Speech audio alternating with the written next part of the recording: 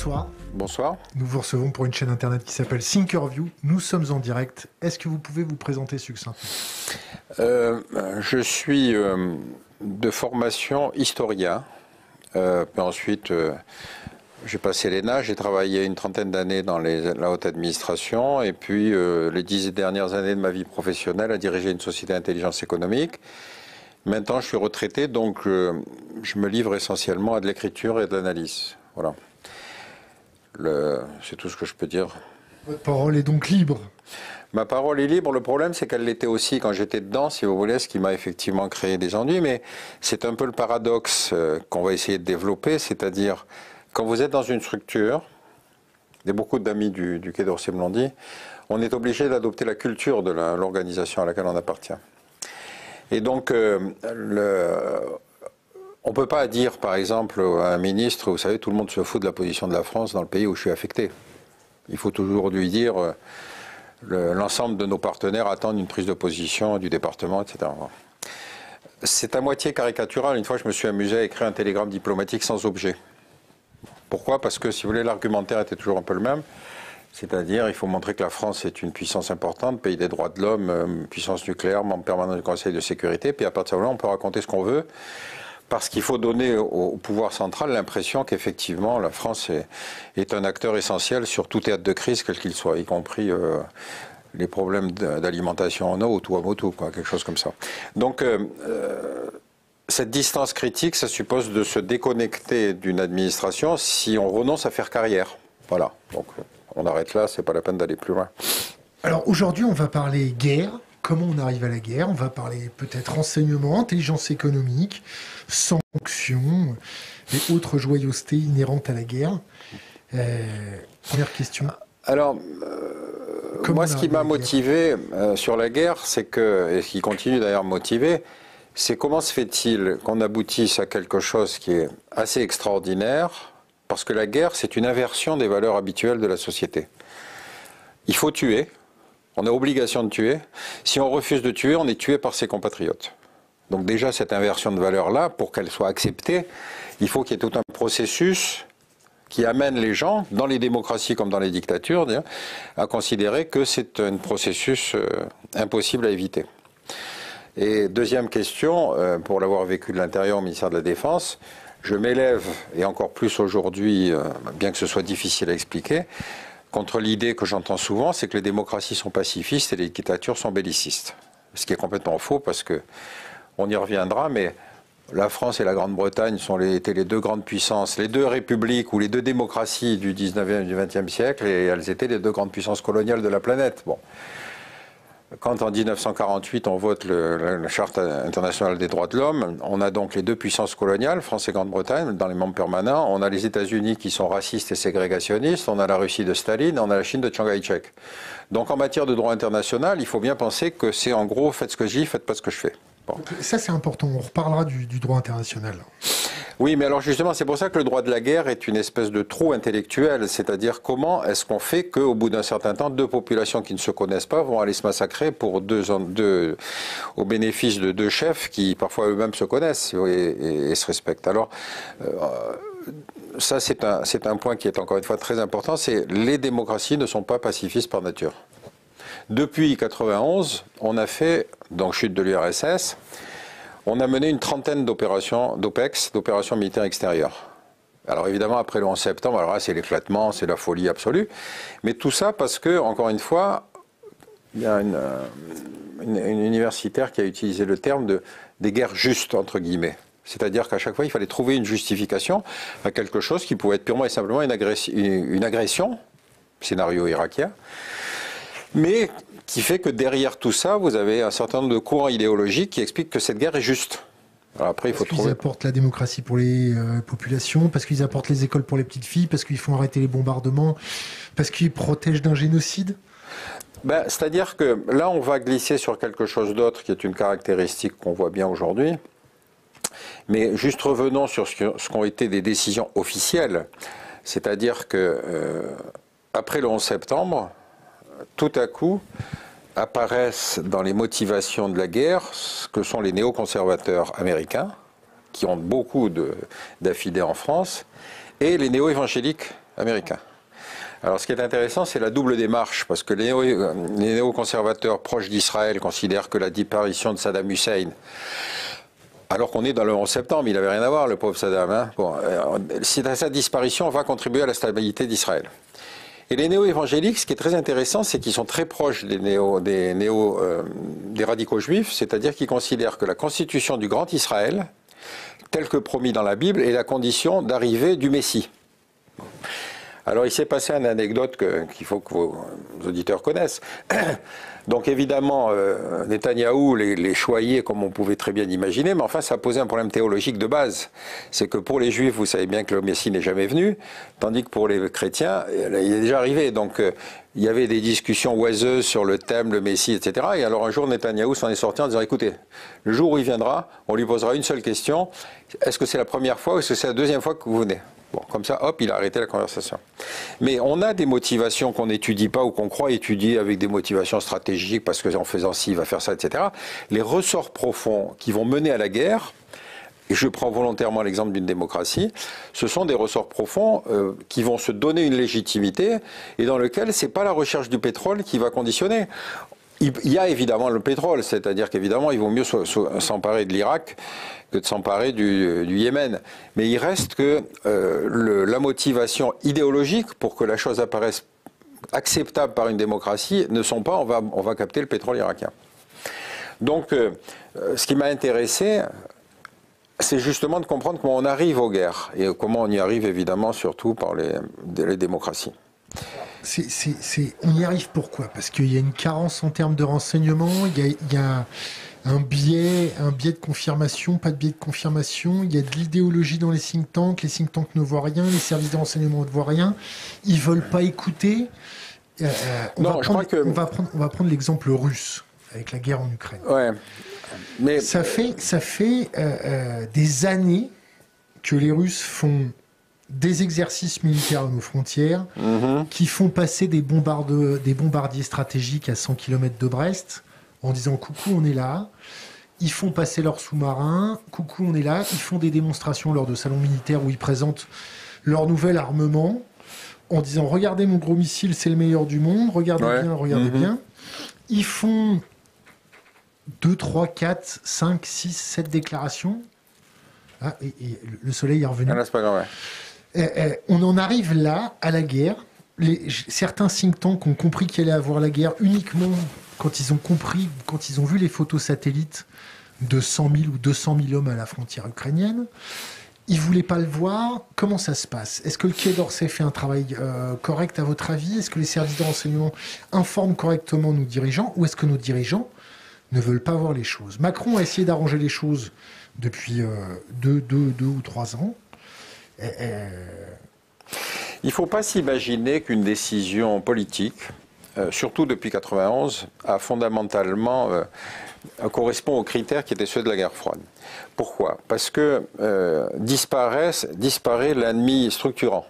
Le communisme, et tout à coup, il y a une espèce d'hybris qui s'empare des pays occidentaux parce que première décision de Gorbatchev quand il a terminé avec l'URSS, c'est la guerre du Golfe. Il ne pose pas son veto et on va faire la guerre à Saddam Hussein pour libérer le Koweït.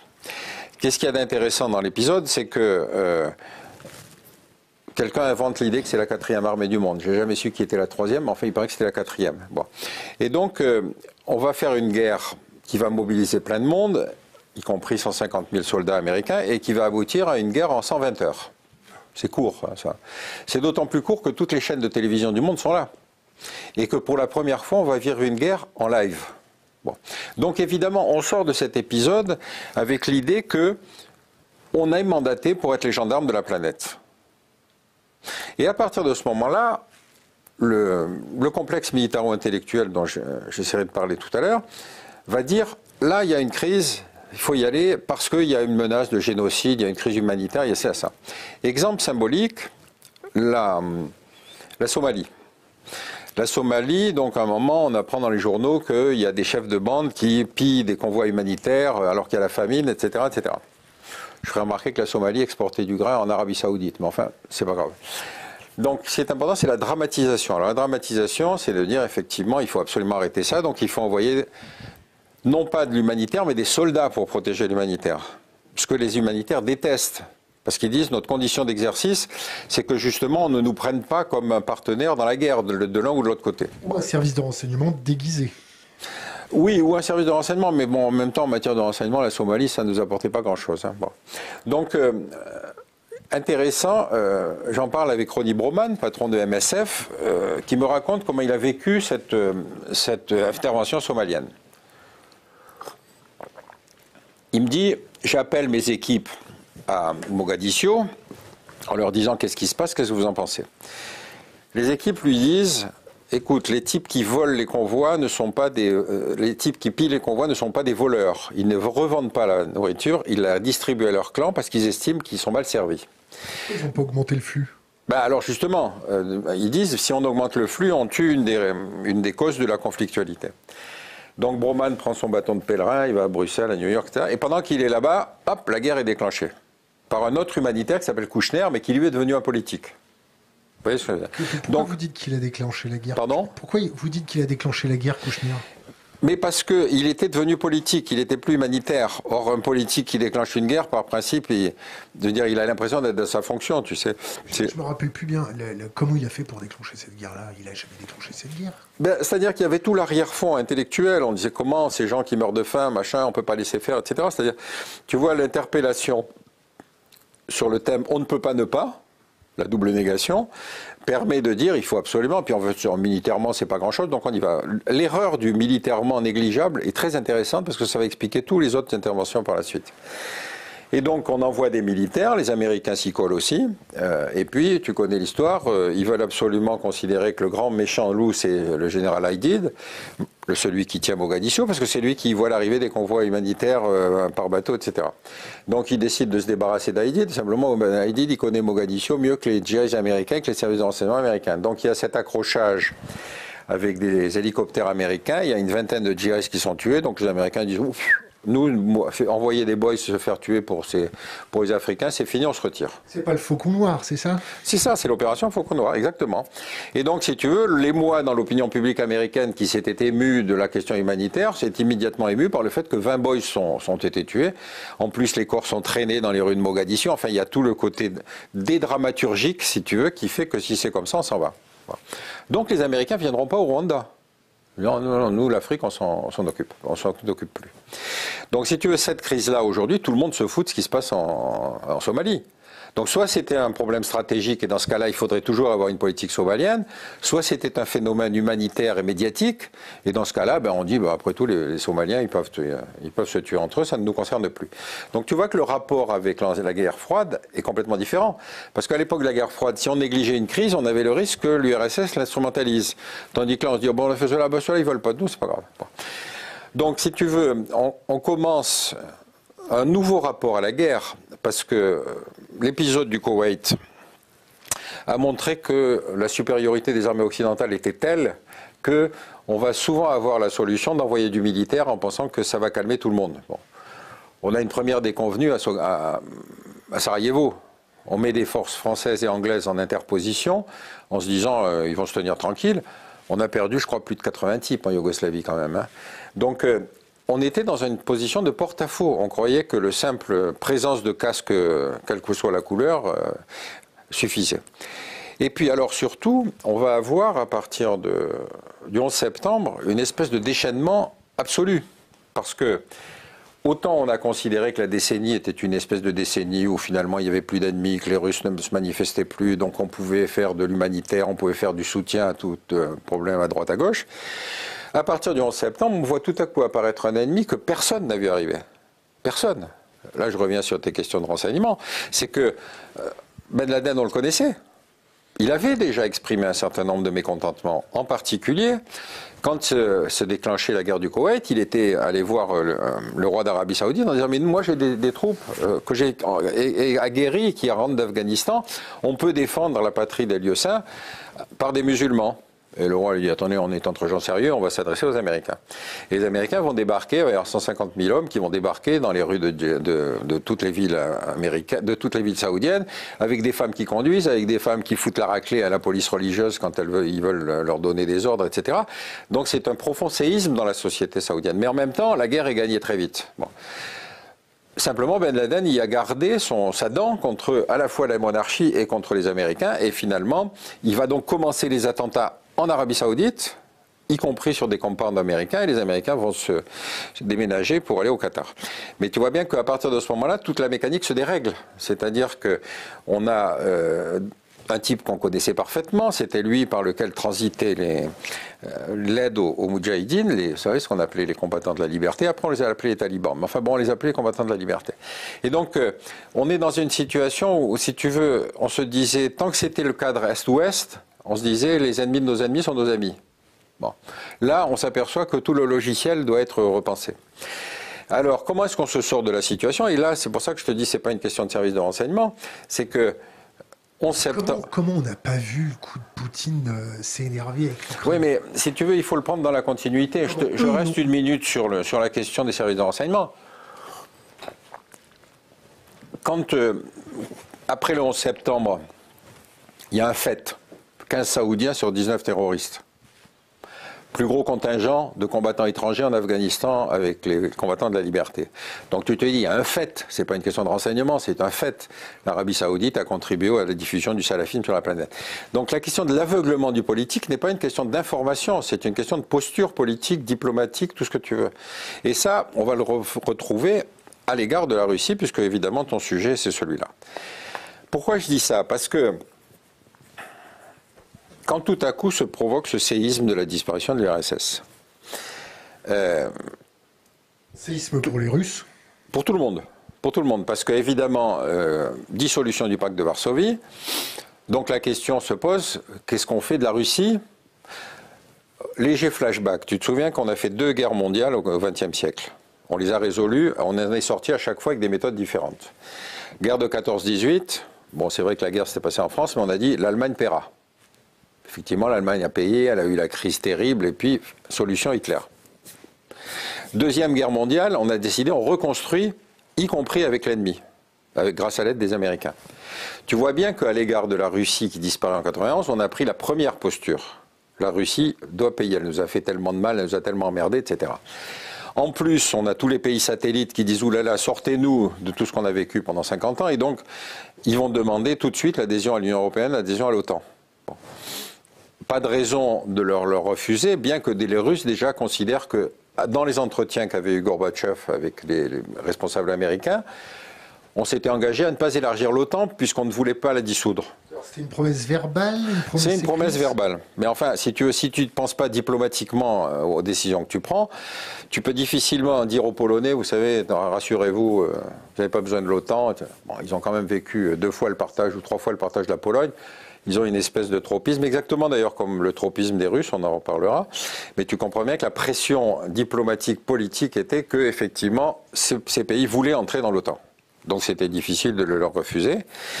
Mais on connaît la crise en Yougoslavie et on va avoir des pays qu'on va admettre dans l'OTAN et d'autres qu'on ne va pas admettre. On va admettre la Slovénie dans l'OTAN, on va admettre la Croatie dans l'OTAN, on ne met pas la Serbie dans l'OTAN. Tu vois, donc on est capable de faire du sélectif. Mais l'idée générale, c'était, de toute façon, il faut baliser tout autour de la Russie. Le choc pour les Russes, il faut quand même le mesurer aussi dans le temps long. Dans leur histoire, les Russes, ils ont été envahis 4 fois. 4 fois. Et souvent, ils s'en sont sortis au prix de la politique de la terre brûlée. Tu vois, donc ça laisse en général, même si la guerre se termine à leur avantage, ça laisse en général des séquelles très graves. Envahis par les Polonais, par les Suédois, par les Polonais, par les Français, par les Allemands. Donc ils ont une espèce de complexe ombilical, c'est que de toute façon, toute la menace, excepté les Mongols, mais ça c'est autre chose, ils considèrent que l'Europe reste une espèce de menace perpétuelle, comme si l'Europe les refusait. Et donc après 91, que ce soit Yeltsin, que ce soit même Poutine, veulent s'accrocher à l'Europe. Mais avec la suspicion que j'ai connue dans les milieux de réflexion stratégique, avec le poids de ces néoconservateurs, c'était « oh là là, attention, la Russie, on ne sait pas ce que c'est, etc. Il vaut mieux les tenir à distance ». Et finalement, on n'a jamais construit la logique de sécurité qu'on aurait pu construire à partir de ce moment-là, en particulier en aidant la Russie dans ces moments dramatiques qu'elle a vécu dans les années 92-93, qui sont très comparables à ce qu'a vécu l'Allemagne dans les années 20. Tu te rends compte que l'économie russe à l'époque, c'était 40% de l'économie qui était démonétisée. C'est-à-dire qu'il fallait que tu ailles faire tes courses en emportant des bouteilles vides pour les échanger contre des pommes de terre. Donc quand on a connu cette détresse-là, et qu'on sait surtout le pillage que l'époque Yeltsin a autorisé, c'est-à-dire que tous les oligarques qu'on connaît maintenant sont des mecs qui ont fait des fortunes gigantesques en quelques années. Ils se sont accaparés les richesses de la Russie. Khodorkovsky, il était milliardaire à 25 ans. Bon. Donc quand arrive un type comme Poutine, sa double mission, c'est de taper sur les oligarques, en prendre certains en tout cas, Khodorkovsky par exemple, tout en s'arrangeant avec les autres, mais en tout cas, il va faire comprendre aux Russes que c'est fini le pillage. Bon, en mettant un terme notamment à certains de ces oligarques, il va en prendre une partie pour lui quand même, il ne faut pas s'oublier, mais il donne le sentiment aux Russes qu'effectivement il va y avoir enfin un État qui va éviter le pillage. Donc ce type, il a une certaine assise en Russie. Il a l'assise du type qui rétablit une forme de dignité de la Russie, ancien empire, qui a vu ses frontières reculer de 2000 km, qui voit éclater 15 États nouveaux qui étaient des anciens composantes de l'Union soviétique. Et donc, il faut le prendre aussi comme ça, c'est-à-dire, ce type, il va plusieurs fois tenter d'abord d'essayer qu'on n'intervienne pas. Voilà, juste encore un cadrage important. Les États fédéraux, ils ont un problème, c'est quand ils éclatent. Comme les gens qui ont vécu à l'époque du fédéralisme se déplaçaient à droite à gauche, allaient habiter, les Serbes allaient habiter en Croatie, les Russes allaient habiter en Ukraine, etc. Quand l'Empire éclate, se pose le problème des minorités dispersées partout. On avait le problème en Yougoslavie, on l'avait connu. Il y avait des Serbes qui étaient en Croatie, qui ne voulaient pas quitter ce qu'on appelait les Krajina, etc. Et il fallait absolument aboutir à la conclusion qu'il fallait les menacer militairement. Là, on se retrouve en Russie avec un pays qui a éclaté, dans lequel il y a entre 30 et 40 millions de Russes dispersés sur l'ancien territoire soviétique. Et ces 30 ou 40 millions sont aussi bien dans les États baltes, à Kaliningrad, au Kazakhstan, etc. Donc, on se retrouve face à un problème qu'on a beaucoup de mal à gérer, c'est que soit tu considères que ces nouveaux États indépendants, n'oublie pas que ce sont des frontières administratives qui sont devenues des frontières politiques. À l'époque de Staline, tu penses bien à la frontière administrative. Or, Staline, c'était le fouille-merde, c'était le type qu'il fallait absolument qu'il fasse des délimitations administratives, qu'il fasse qu'aucune communauté soit exclusive dans un territoire donné. Parce que ça donnait toujours la possibilité d'intervenir. Donc dans ce découpage administratif, il reste tous ces séquelles, tous ces résidus de population russe, et qui vont tous avoir des postures différentes. On le voit bien dans le Donbass, ceux-là ils disent nous on est russes, c'est pas parce que la frontière administrative passait là qu'on ne peut pas rester russe. Et donc on est face à un problème qui est une contradiction entre deux principes du droit international, la souveraineté des États et le droit des peuples à disposer d'eux-mêmes. Et selon qu'on prend l'un point de vue ou l'autre, on donne raison aux sécessionnistes, on donne raison à l'État central. Donc on est face à cette situation dans laquelle on peut comprendre la logique de Poutine, disant d'ailleurs à nous Français, vous êtes gênés pas pour aller évacuer vos ressortissants. Et tout le monde d'ailleurs l'a fait, hein. Les Américains pareil le font dans certains endroits. Donc on sait que on va le considérer lui comme le méchant dans l'affaire, ce qui est probablement d'ailleurs le cas, mais on reviendra. Et par contre, cette légitimité de la défense de ses ressortissants à l'étranger, c'est pas nous Français qui pouvons effectivement le critiquer sur ce plan-là. Donc, à ce moment-là, il faut construire un ennemi. Parce que, effectivement, si tu veux expliquer que dans les mêmes circonstances, tu ne peux pas juger de la même manière le même comportement, il faut expliquer que l'autre, c'est parce qu'il est mal luné, qu'il est mal intentionné, et puis, solution nouvelle, si tu veux, qu'il est fou. Alors ça, c'est très intéressant parce que... Fou ou malade. Oui, ou fou ou malade, mais c'est l'arrivée des psys, si tu veux, dans le débat stratégique. Leur grande arrivée dans le débat stratégique, c'est le 11 septembre. Parce que, si tu veux, l'ennemi, le terroriste salafiste Ben Laden, est un ennemi qu'on a tellement peu vu arriver, alors qu'il y avait les moyens de renseignement, il y avait des analyses, il y avait tout ce qu'on voulait, sauf qu'on ne peut l'expliquer que par le fait que l'individu était imprévisible. Imprévisible, ça veut dire fou. Bon. Donc à ce moment-là, tu vas avoir des tas de gens sur les plateaux télé pour expliquer que en fait Ben Laden tout petit, j'en sais rien, il était frappé par son père, par sa mère, j'en sais rien, on va trouver des tas d'explications. Et pour Poutine, on fait exactement pareil. C'est-à-dire qu'on ne voit pas l'individu dans sa trajectoire de nouveaux dirigeants qui essayent de rétablir une certaine dignité de la Russie, grande puissance, grand pays, grande culture, tout ce que tu veux, parce que si à un certain moment lui arrive à la guerre, c'est que fondamentalement il est fou. Alors, encore une fois, ce qui est intéressant, c'est la gamme de l'explication, parce qu'on va l'accuser de mentir. C'est vrai qu'il ment. D'ailleurs, il ouvre des négociations en même temps qu'il prépare son plan de campagne avec 5 axes de pénétration différents sur l'Ukraine. Donc, ce n'est pas l'incident de frontière, il prépare l'invasion. Et je peux te couper? Oui, vas-y. En parlant de préparer l'invasion et en parlant de préparer la guerre, on a rembobiné le film. Nous, on s'intéresse à la Russie depuis à peu près 2014, 2013, 2014, et on a commencé à se déployer un peu partout pour savoir comment ils réfléchissaient, comment ils s'organisaient, comment ils communiquaient, et ainsi de suite.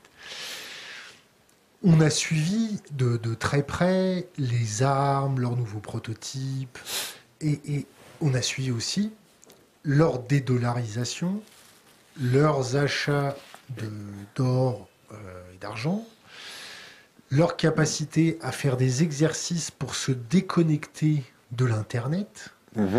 Donc on en arrive à l'hypothèse que ça fait 8 ans, 8-10 ans, qu'ils préparent leur coup. Oui. Oui. Ça s'est traduit d'ailleurs par des interventions à la périphérie de l'URSS, c'est traduit par des interventions en Géorgie, ça s'est traduit par des interventions en Moldavie ou des choses comme ça. C'est-à-dire qu'effectivement, ce que tu dis, c'est quel est le projet géopolitique de Poutine, ce dirigeant qui veut montrer qu'il rétablit la dignité et l'honneur de la Russie, c'est justement cette logique interventionniste, mais pour le moment, limitée, enfin jusqu'à l'affaire de Syrie, limitée à la reconstitution de l'ancien espace soviétique. Et évidemment, l'Ukraine, c'est le plus gros morceau. Donc on comprend que celui-là soit celui qui déclenche la crise. Mais on l'a vu, encore une fois, sur des théâtres périphériques, où on s'est dit, bon, après tout, et la Géorgie veut rentrer dans l'OTAN. On se dit, oui, après tout, on les comprend, les pauvres, l'Abkhazie, etc., l'Ossétie, tout ce qu'on veut. Donc, si tu veux, son projet, enfin en tout cas tel que je l'imagine moi, c'est de la reconstitution de la zone d'influence de l'ancien espace soviétique. Et comme les ex-pays satellites ont carrément ancré leur présence dans l'OTAN, il faut rendre compte que l'OTAN, depuis 1991, a intégré 15 États nouveaux. En combien de vagues? 5 vagues? Pour l'OTAN, je me souviens plus très bien. Il y a eu des vagues d'adhésion, je n'ai pas les dates en tête, mais enfin, tu vois bien que à chaque fois que des diplomates occidentaux et russes se rencontraient, et en particulier à la conférence de Munich il y a 2-3 ans, Poutine a clairement expliqué qu'il en avait marre, qu'il fallait que ça arrête, quoi. Mais encore une fois, tout dépend de la façon dont tu prends le discours d'un type en fonction de ce que tu crois être sa puissance réelle. Voilà. Donc le fait que Poutine a certainement contribué, parce que c'est fondamentalement un soviétique, si tu veux, c'est-à-dire que la logique de la force, ça suppose d'avoir des moyens militaires, et c'est vrai que le seul secteur dans lequel il a profondément agi, c'est quand même la remise à niveau de l'armée soviétique. Il faut se rendre compte que l'armée soviétique était présentée avant l'Afghanistan comme une espèce de formidable machine de guerre. Castoriadis, qui écrivait des bouquins entiers sur l'armée soviétique. Il y avait un autre qui disait, oui, c'était Castoriadis qui disait l'Union soviétique ne sait faire que la guerre. Bon, le problème, c'est qu'effectivement, cette magnifique armée rouge, elle s'est fait gonfler par des combattants dépenaillés en Afghanistan. Et que surtout, les gens qui suivaient la guerre afghane, comme Olivier Roy, se rendaient compte des difficultés de cette formidable machine de guerre qu'on croyait imbattable. Problème de logistique, problème de comportement des hommes, pillage des fois dans des villages pour voler de la farine. Alors on disait, mais attends, les types volaient de la farine pour des militaires. Et parce que, si tu veux, la machine de guerre qu'on croyait totalement huilée, imparable, etc., avait des problèmes de logistique, avait des problèmes d'organisation, etc. Et puis surtout, une absence totale de volonté de se battre. Le mec qui était là en Afghanistan, c'était une armée d'appelés. Bon. Donc, beaucoup des faiblesses, si tu veux, qui étaient constatables à ce moment-là, et de l'humiliation qui consiste en 89 à se retirer de l'Afghanistan, tu comprends bien que dans tout ce monde politico-militaire, Poutine avait beau jeu de dire non, il faut rétablir la dignité de la Russie, passe par la reconstitution de l'effort de guerre. Et donc, il va faire. Tout ce que tu dis est vrai.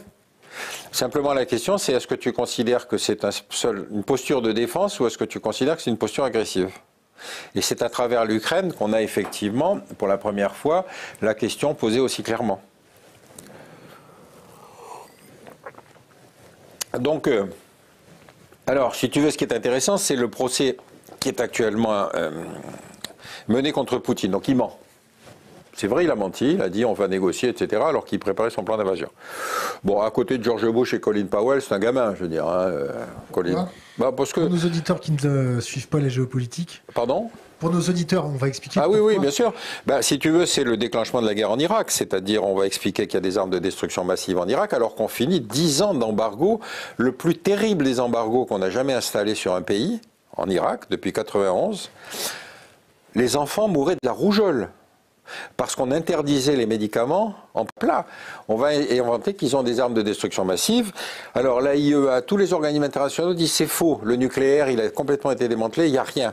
Mais donc, il va falloir apporter une preuve indubitable. C'est le scénario où Colin Powell arrive à l'Assemblée générale de l'ONU avec sa petite flasque disant voilà, là-dedans, j'ai la preuve qu'il y a des armes de développement, de destruction massive développées en Irak. Rappelle-toi qu'il y avait eu le bombardement d'Al-Abja, c'est-à-dire qu'il y avait eu effectivement l'utilisation d'armes chimiques contre des populations, donc Saddam Hussein était capable avant. C'était Saddam Hussein, sous le commandant de Saddam Hussein, mais c'était Ali Chimique, c'est ça? Oui, alors là c'était son collaborateur, oui, Ali Chimique. Donc si tu veux, on va faire une guerre en mentant. Tu penses bien qu'il n'y avait rien dans la fiole de Colin Powell. S'il avait vraiment mis des armes bactériologiques, l'Assemblée générale de l'ONU, si ça s'était cassé, il ne restait plus personne.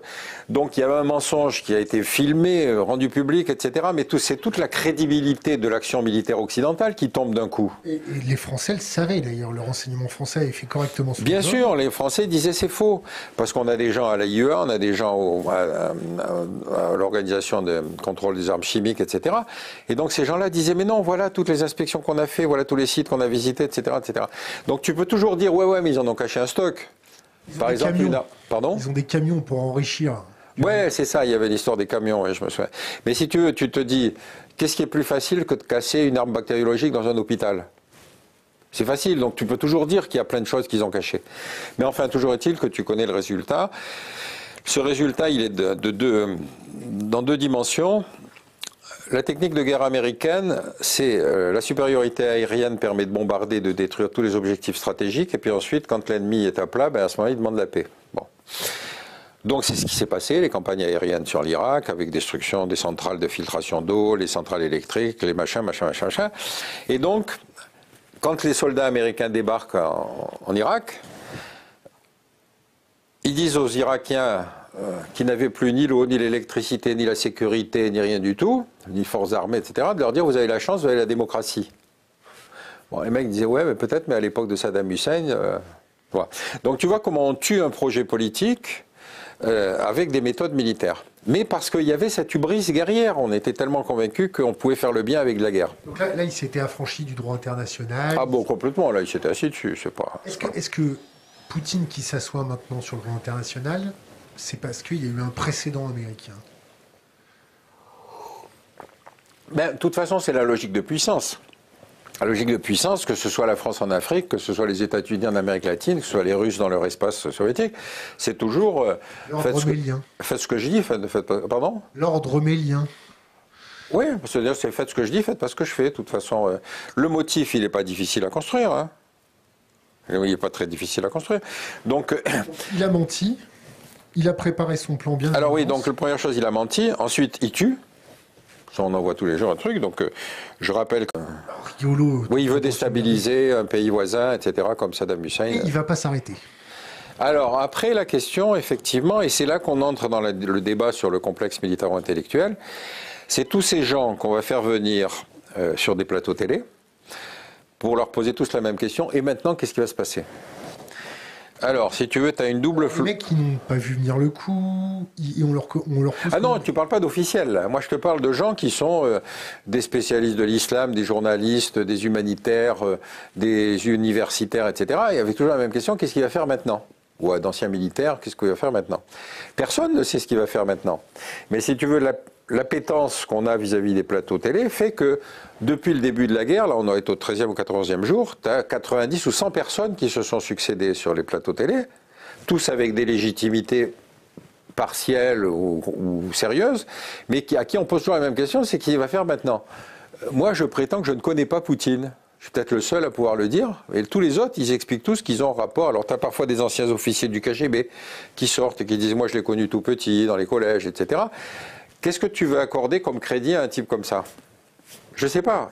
Alors, il est filtré par des services du ministère de la Défense, qui ne sont pas obligatoirement les services de renseignement, mais qui vont tester le type en lui disant qu'est-ce qu'il raconte. Est-ce qu'on peut vraiment accorder crédit à la façon dont il décrit son propre passé, le passé de la Russie, etc. Mais tu vois bien que on vit tous aujourd'hui dans un monde où le politique reçoit 2 sources d'information, enfin en vérité 3. Il a ses moyens propres. Service de renseignement, service diplomatique, etc. Chacun a sa culture propre. Bon. Mais tu bascules pas un service de renseignement centré sur l'islamisme tout à coup pour en faire un service de renseignement centré sur la Russie. Parce que tu as recruté des islamologues, tu as recruté des arabophones, et même si la Russie avait été rétrogradée, si tu veux, dans le champ des priorités, tout à coup elle redevient une priorité. Donc tu ne vas pas construire un système de renseignement qui tout à coup va te donner toutes les clés. Deuxième chose... C'est ballot. Pardon? C'est ballot. Bah, c'est ballot. Si tu veux pas avoir un service comme la NSA américaine, regarde la NSA, elle écoutait les leaders occidentaux. Tu te dis, mais attends, tu croyais pas qu'ils auraient dû faire plus? Parce qu'on est dans quelque chose où le service de renseignement, c'est devenu un appendice de la politique de sécurité, de la politique de défense, mais aussi de la politique économique. Comment on peut torpiller un gros contrat qu'on veut gagner pour les gagner politique américaine. Donc, les types, il faut les prendre pour ce qu'ils sont. Tu ne vas pas faire d'un type du renseignement un spécialiste des questions financières. Tu vas en trouver dans les banques, mais tu ne vas pas tout à coup en trouver un qui va être le spécialiste de tel... J'ouvre une parenthèse dans la parenthèse. Ouais. De ton expérience dans les services de renseignement, t'es jamais tombé sur quelqu'un qui s'intéressait à tout? Non, non, c'est pas possible. C'est-à-dire avoir un prisme à 360 degrés, non, c'est pas possible. Il faut être Villepin ou Védrine. Tu ne vas pas les mettre à la tête de la DGSE. Quand il y a eu l'affaire du Rainbow Warrior, tu te souviens? Bon, première question que je m'étais posée en entendant les services de renseignement, je leur ai dit, mais putain, mais comment vous êtes arrivé à faire des morts? Et en plus, ils font sauter le bateau dans le port d'Auckland. Tu vois ce que je veux dire? Et les mecs, avant même qu'ils aient quitté Auckland, déjà la police néo-zélandaise les avait arrêtés. Bon, tu te dis donc, il y a des mecs qui vivent dans un monde, c'est pas James Bond. Et James Bond n'est pas un agent de renseignement. Tu vois ce que je veux dire? Donc on a l'idée qu'avec des services de renseignement, on sait tout sur tout. Non. Les services de renseignement ont des questions auxquelles ils doivent répondre. Il y a des plans nationaux de renseignement. Et évidemment, tu ne mutes pas, tu ne transformes pas une spécialité très difficile à acquérir pour faire du renseignement sur un pays comme l'Irak, en un système qui doit te faire du renseignement sérieux sur la Russie. Bon. Donc, tu es obligé de t'appuyer, si tu veux, sur des spécialistes avec qui tu vas aller discuter, que tu vas éventuellement traiter comme honorable correspondant, etc. Mais encore une fois, c'est parfois d'un niveau assez médiocre. Deuxième remarque, on a vécu la révolution d'Internet. À l'époque de la guerre froide, c'était ce que les services de renseignement trouvaient qui déterminait le fermé. Parce que l'ouvert, il n'y en avait pas. On ne savait rien sur la Russie. Tout à coup, avec Internet, beaucoup de choses sont accessibles à tout. Donc il faut commencer par recenser ce qui est de l'information ouverte, pour ensuite chercher ce qui est de l'information fermée. Alors tu peux toujours dire, oui, mais c'est le renseignement, c'est le militaire, c'est tout ça.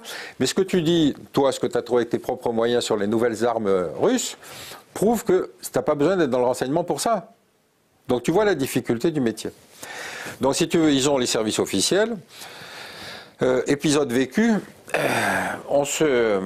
le Quai d'Orsay, je t'ai dit, la culture, c'est quand même, si tu veux faire carrière, il faut faire gaffe. Alors revenons à nos moutons. Alors Poutine a menti, là, on continue. Alors Poutine a menti, et puis effectivement, il veut renverser un leader d'un pays, en fait, pour pouvoir, en fait, mettre un gouvernement fantoche, etc. Bon. C'est exactement ce qu'on a voulu faire avec Saddam Hussein, hein, n'oublie pas, c'est qu'à partir du moment où Saddam Hussein était renversé, on a confié à un mec qui s'appelait Brenner, qui était une brêle complète, et qui a commencé à casser tout l'État irakien, et qui a donné les clés aux chiites. C'est-à-dire que les chiites se sont vengés de tout ce qu'avait été le régime de Saddam Hussein. Donc, conseiller auprès de lui, où il a, tu sais, à l'Élysée, on a souvent utilisé le terme des visiteurs de 10 heures du soir. Visiteurs de 10 heures du soir, c'est les mecs que les présidents reçoivent, qui genre BHL, tu vois, et qui vont être les conseillers secrets, qui vont leur dire, qui vont leur expliquer le monde. ça veut bien dire qu'ils n'ont pas une confiance absolue, si tu veux, dans ce que leur raconte leur service. Nous, on a une chance en tant que Français, c'est qu'on a l'agence France-Presse.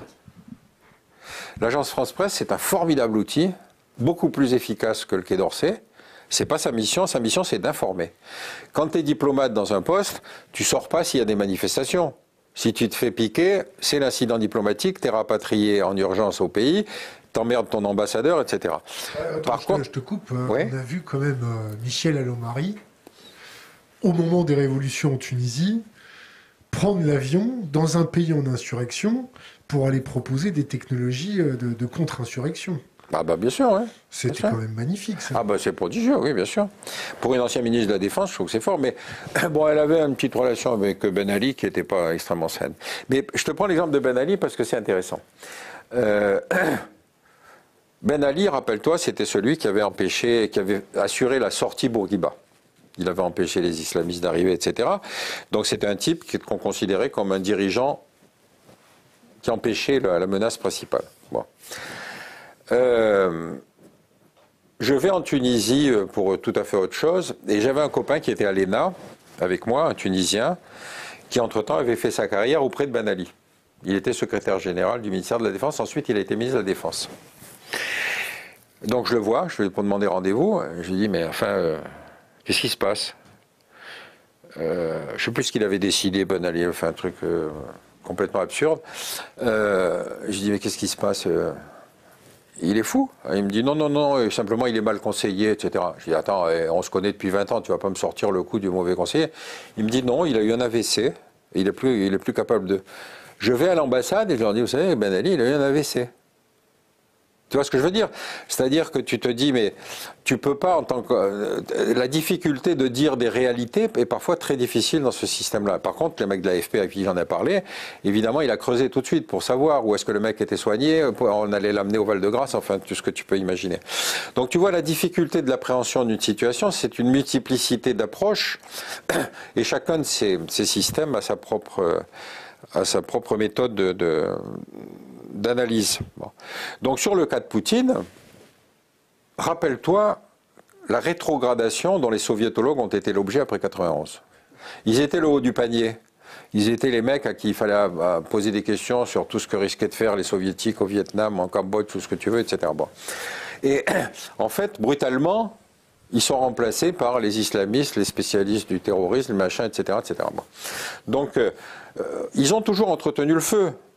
En disant non, mais en Russie, vous savez, fondamentalement, ça reste les mêmes. Moi, j'en ai connu plein qui continuent à dire méfiez-vous, méfiez-vous. Finalement, ils sont avérés qu'ils avaient raison, mais ils n'expliquent pas le pourquoi du processus qui va conduire Poutine à être ce qu'il est aujourd'hui.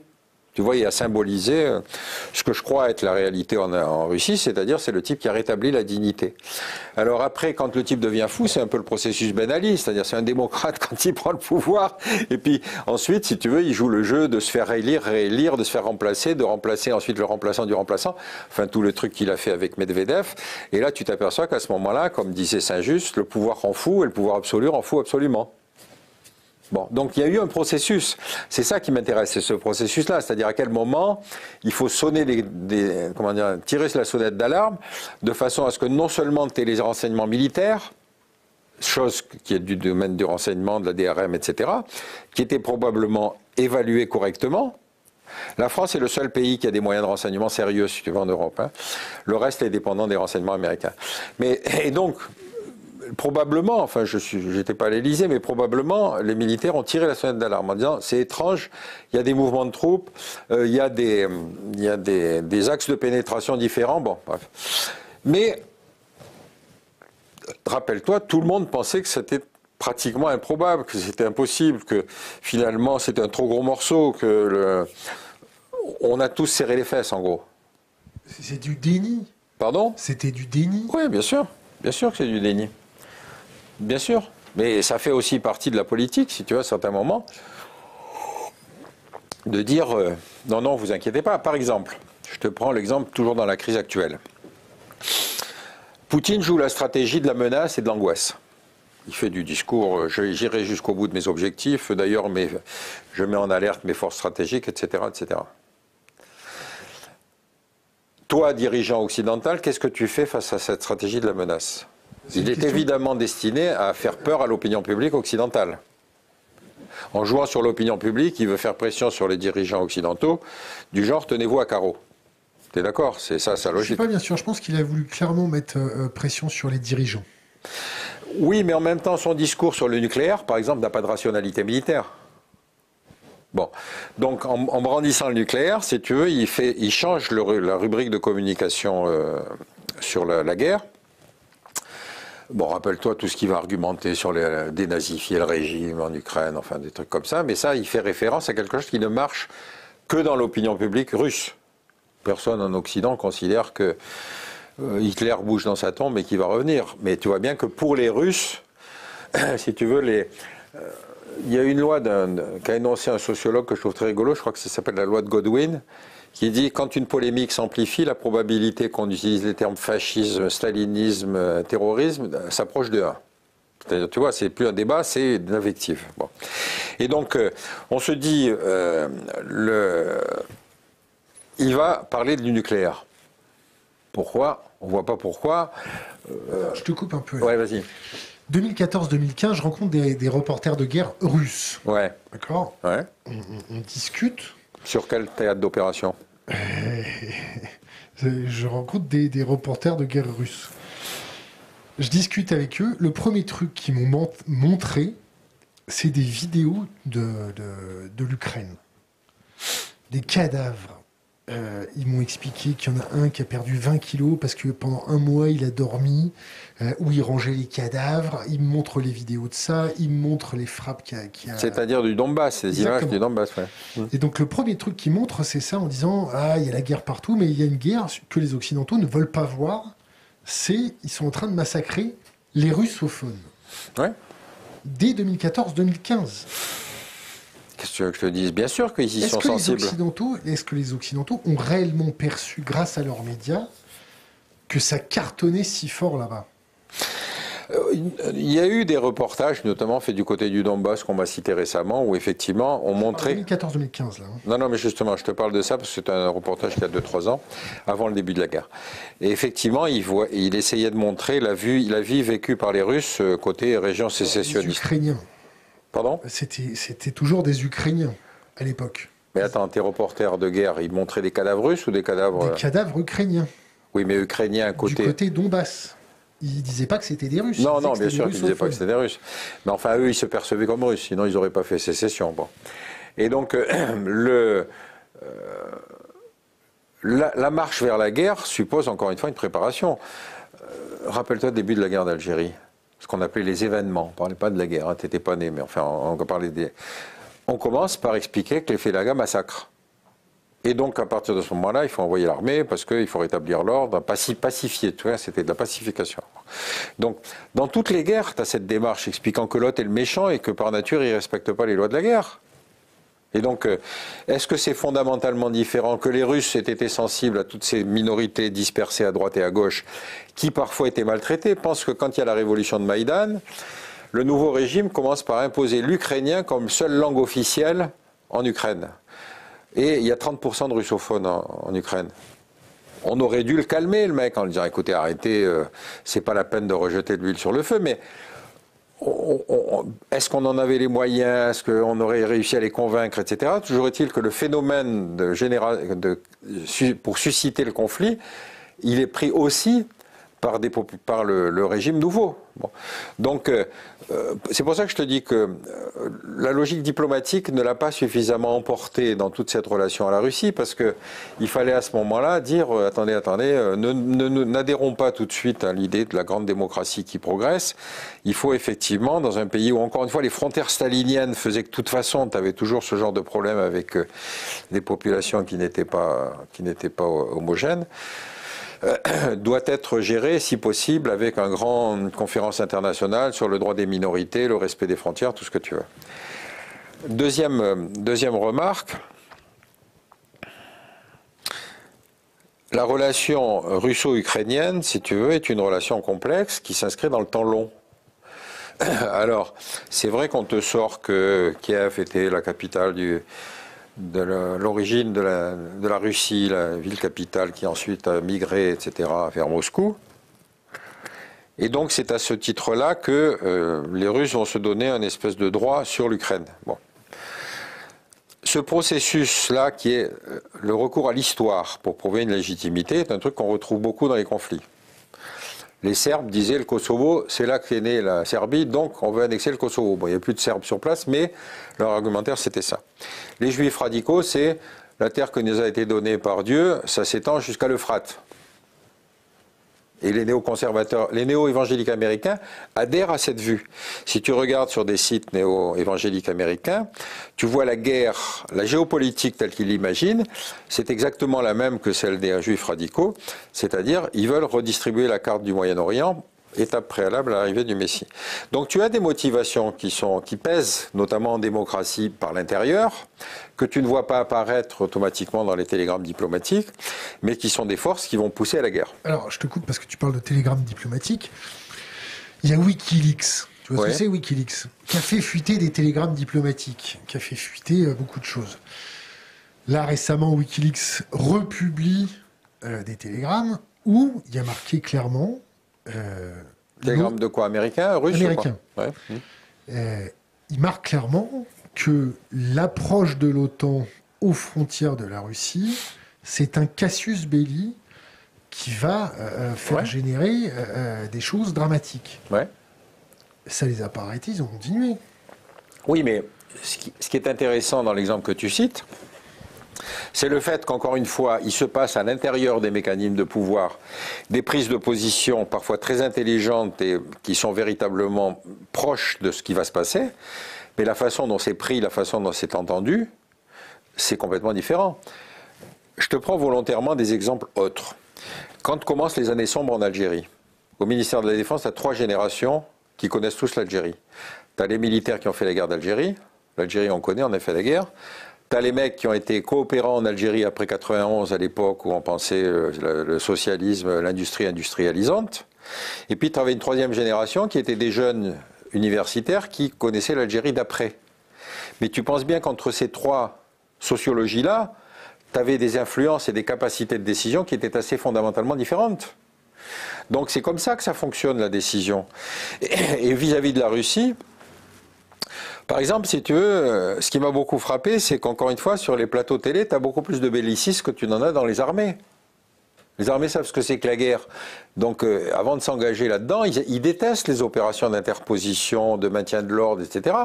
Parce que si tu veux, ça les met dans une position intenable. Ils disent, nous, on est là pour faire la guerre, on n'est pas là pour faire la gendarmerie, on n'est pas là pour faire de l'interposition à Sarajevo. Parce qu'à chaque fois, par exemple, une fois à Sarajevo, j'y étais... Regarder les moutons avec un flingue.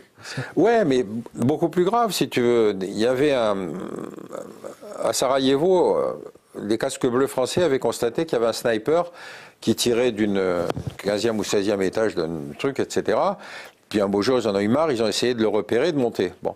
Et c'était une vieille femme qui tirait parce que, je ne sais pas quoi, son fils avait été tué dans les trucs, mais c'était pas un belligérant. Donc les militaires, ils te disent, mais nous, on est là pour faire la guerre, on n'est pas là, encore une fois, pour faire de la police, de l'interposition ou de l'humanitaire, etc. Et par contre, tu vois bien cette dérive qui commence après 91, c'est-à-dire, puisque de toute façon nous avons des armées, puisque elles ne servent à rien, et puisqu'elles sont supérieures à tout, on va en disperser absolument partout. Et après le 11 septembre, on va faire des guerres. Donc, si tu veux, quand on juge Poutine aujourd'hui, j'espère que dans l'antichambre de la Cour pénale internationale où on veut le traîner, il y aura George Bush avant. Tu vois, George Bush? George W. Bush, parce que c'est lui qui fait la guerre d'Irak. Rappelle-toi encore cet épisode extraordinaire, 11 septembre, donc un traumatisme comme jamais l'Amérique n'en avait connu. Pourquoi jamais? Parce que l'Amérique n'a jamais connu la guerre sur son territoire.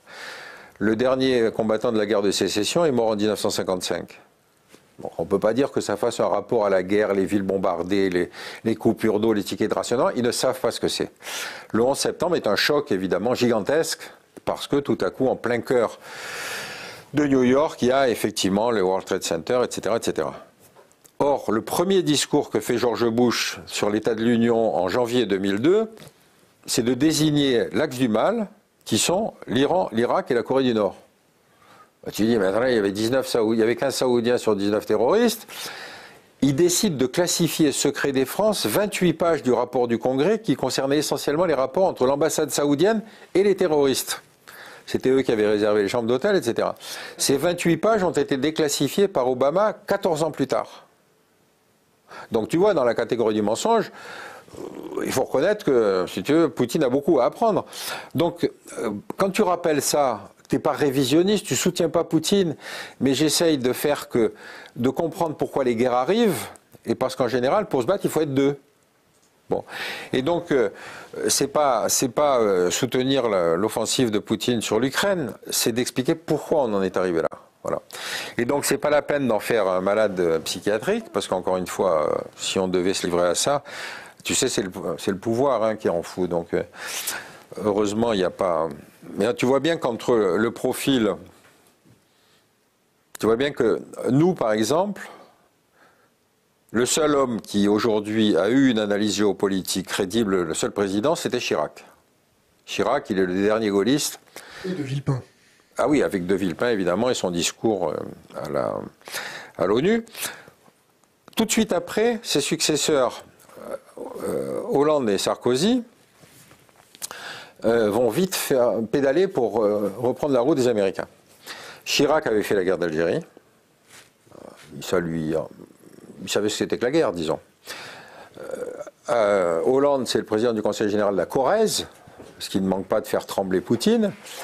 Et Sarkozy était une espèce d'affolé, si tu veux, qui croyait que tout le monde allait lui céder. C'est lui qui va faire cette catastrophe en Libye. Donc tu vois bien qu'on a un problème de rapport des dirigeants à la guerre, non pas parce qu'ils l'ont connue, mais à la guerre par rapport à la dimension de politique intérieure. Qu'est-ce qu'on va passer de moi si je fais ça? D'où les experts télévisuels. D'où effectivement, à la fois ces visiteurs du soir, ces débats sur les chaînes de télé, etc. Par exemple, il y avait un journaliste qui me racontait là sur un plateau télé, il me disait, j'étais en Syrie, je ne sais où, à Irbil ou je ne sais pas quoi, je reçois un coup de fil de Hollande. Racontez-moi alors comment ça se passe, etc. Tu t'attends, le président de la République téléphone à un journaliste pour lui demander comment il a ce truc en Syrie. Un mec qui était à son cabinet, à Hollande, me racontait que tous les matins, il ouvrait le journal et il regardait ce qu'on disait de lui dans le journal. Tu veux que je reprenne doucement ou c'est pas la peine, t'as compris? Tu vois ce que je veux dire? On a du mal à imaginer qu'on a des dirigeants qui n'ont plus d'expérience internationale. Tu vois? Macron, il fait ses classes, mais il est trop jeune pour avoir une expérience. Hollande, c'était un élu local. Macron, on a beau le critiquer sur plein de trucs. Là, ce qu'il a essayé de faire avec les Russes, il l'a senti. Bien sûr. Bien sûr. Mais ce qui est indigne, c'est la façon dont on l'a agressé en expliquant qu'il était poutinien parce qu'il avait parlé avec l'ennemi. Si tu ne parles pas avec ton ennemi, je ne vois pas avec qui tu peux parler. Et donc, si tu veux, ça prouve l'indignité et la méconnaissance internationale de la classe politique que de faire d'une attitude comme celle-là, qui est la dernière tentative de négociation, une affaire de politique intérieure. C'est ça qui est indigne. C'est pas le comportement de Macron. Macron, il essaye de faire que. Alors après, on va se moquer sur la longueur de la table parce qu'il était un bout, l'autre bout, etc. Bon, je veux dire, putain, sortons un peu de ces querelles franco-françaises, si tu veux, pour. On attend le mouvement, si tu veux, un peu de sursaut national pour qu'on arrête de faire comme si. Moi, j'aurais fait beaucoup mieux si c'est. Qu'est-ce que tu entends par sursaut national? Ben, on est quand même face à une situation qui est quand même extrêmement grave. Il ne faut pas se tromper. Il faut que le président reçoive les principaux leaders de l'opposition, les candidats, etc., pour leur expliquer sa ligne, pour que les mecs acceptent, si tu veux, adhèrent, critiquent, fassent savoir leur point de vue, etc. Bon. Tu as vu cette polémique avec le fait qu'il y a un mec de la France Insoumise qui a expliqué qu'on livrait des missiles Milan, des choses comme ça. Bon. C'était sorti d'ailleurs dans Le Monde quelques jours avant. Oui, mais ce qui est intéressant, c'est la façon dont on en fait une polémique. On en fait une polémique parce que quand même le mec est dans la commission de défense. Oui, tu as la commission de défense, oui. Mais en même temps... Quand un journaliste sorte ça, on aura toujours diplomatiquement l'opportunité de dire que c'est un journaliste qui a raconté de la merde. Oui, facile. Si Qu'un responsable politique qui fait partie de la commission défense dise ça, il fout la France dans la merde parce qu'il y a la Russie qui a fait une liste avec tous les petits pays européens belliqueux envers la Russie. C'est un peu comme les Anglais qui sont en train de sermonner par médias interposés leurs militaires qui ont déserté leur armée pour les combattre en Ukraine. Oui, d'accord, mais mettre Non, non, je comprends, mais si tu veux, le cas, il a un double aspect. Bon, le fait que la France insoumise soit dans une espèce de pacifisme névrotique, rappelle-toi que Mélenchon avait proposé de désarmer la police quand il y avait les Gilets jaunes. Pour un type qui veut devenir président de la République, c'est intéressant comme poussée. Bon. Et la deuxième chose... Pardon ? Je ne m'en rappelle pas. Ah si, ouais, il avait dit il faut désarmer la police. Et deuxième chose, si tu veux, le fait qu'on dévoile quelque chose qui est vraiment d'un ridicule absolu. Qu'est-ce que tu veux qu'on livre aux types? On ne va pas leur livrer des avions de combat. Même les avions de combat, il faut 6 mois pour former un pilote, à condition qu'il soit déjà pilote. Bon. Donc on sait très bien que ce n'est pas dans cette gamme-là que ça va jouer. Si tu veux dire qu'on va livrer des missiles anti-chars, qu'on va livrer des trucs, etc., bon, c'est plutôt un débat de politique intérieure, c'est pas un débat. Les Russes se doutent assez facilement de quelles sont les armes qui seront les plus létales pour eux. Bon. Le problème, il va se poser dès que ces armes seront utilisables, ce qui est probablement en cours de livraison et en cours de formation, parce que les armées n'ont plus de stock. J'étais avec un général dans un débat où il m'expliquait que lui, au Tchad, quand il avait justement certaines de ces armes qu'on appelle des manpads, c'est-à-dire des armes portées par le soldat d'infanterie et qui ont des fortes capacités destructrices, il me disait, mais moi j'étais obligé de voir et de vérifier les dates de péremption sur chacun des missiles. Et donc des fois, il disait, non, je ne peux pas, ça risque d'exploser par le type qui l'utilise. Bon. Donc il n'y a pas de stock. Il faut les acheter, il faut les reconstituer, il faut les livrer, il faut former. Donc tu vois, on est déjà dans un temps moyen, on n'est pas du jour au lendemain. Bon, que le type de la France insoumise en sorte encore quelques-unes comme ça, si tu veux, c'est pas impossible. C'est pas grave. Pardon ? C'est pas grave. Non, c'est pas grave, c'est pas grave. Enfin, à mon avis, c'est pas grave. Je veux dire, les Russes sont moins cons que ça, quoi. Et donc... revenons aux intellectuels médiatiques bellicistes. Il n'y en a pas quelques-uns qui relèvent le niveau? Si, il y en a plein, mais ce qui m'intéresse, si tu veux, c'est d'abord c'est la transformation qui s'est passée, celle que j'ai essayé d'expliquer, tu sais, c'est-à-dire que on va avoir une espèce de multicouche.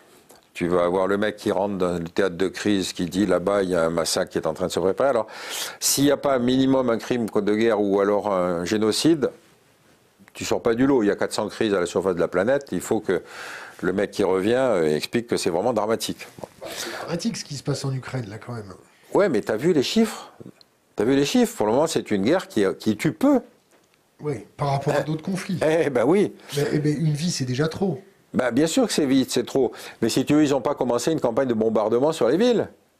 Ramenons les choses à leur juste bombardement autre que le tapis de bombes façon irakienne, c'est ça? Oui, mais si tu veux, moi je lutte contre la guerre. Pour lutter contre la guerre, il faut dénoncer les mauvaises foi des deux côtés.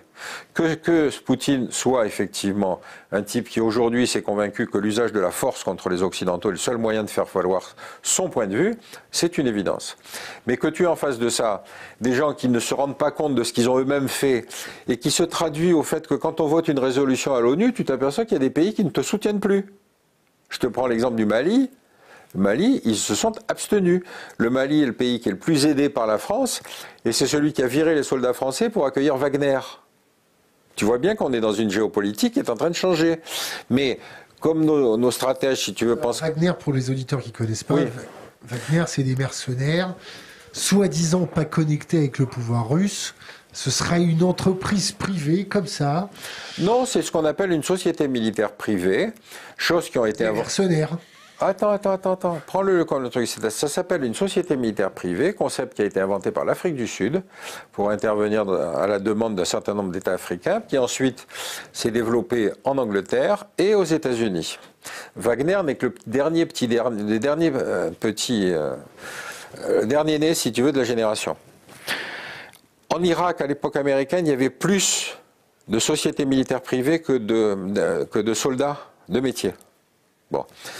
Blackwater est un exemple de société militaire privée américaine qui a commis des... Qui est maintenant BlackRock. Oui, mais ça a changé vachement, tu parles.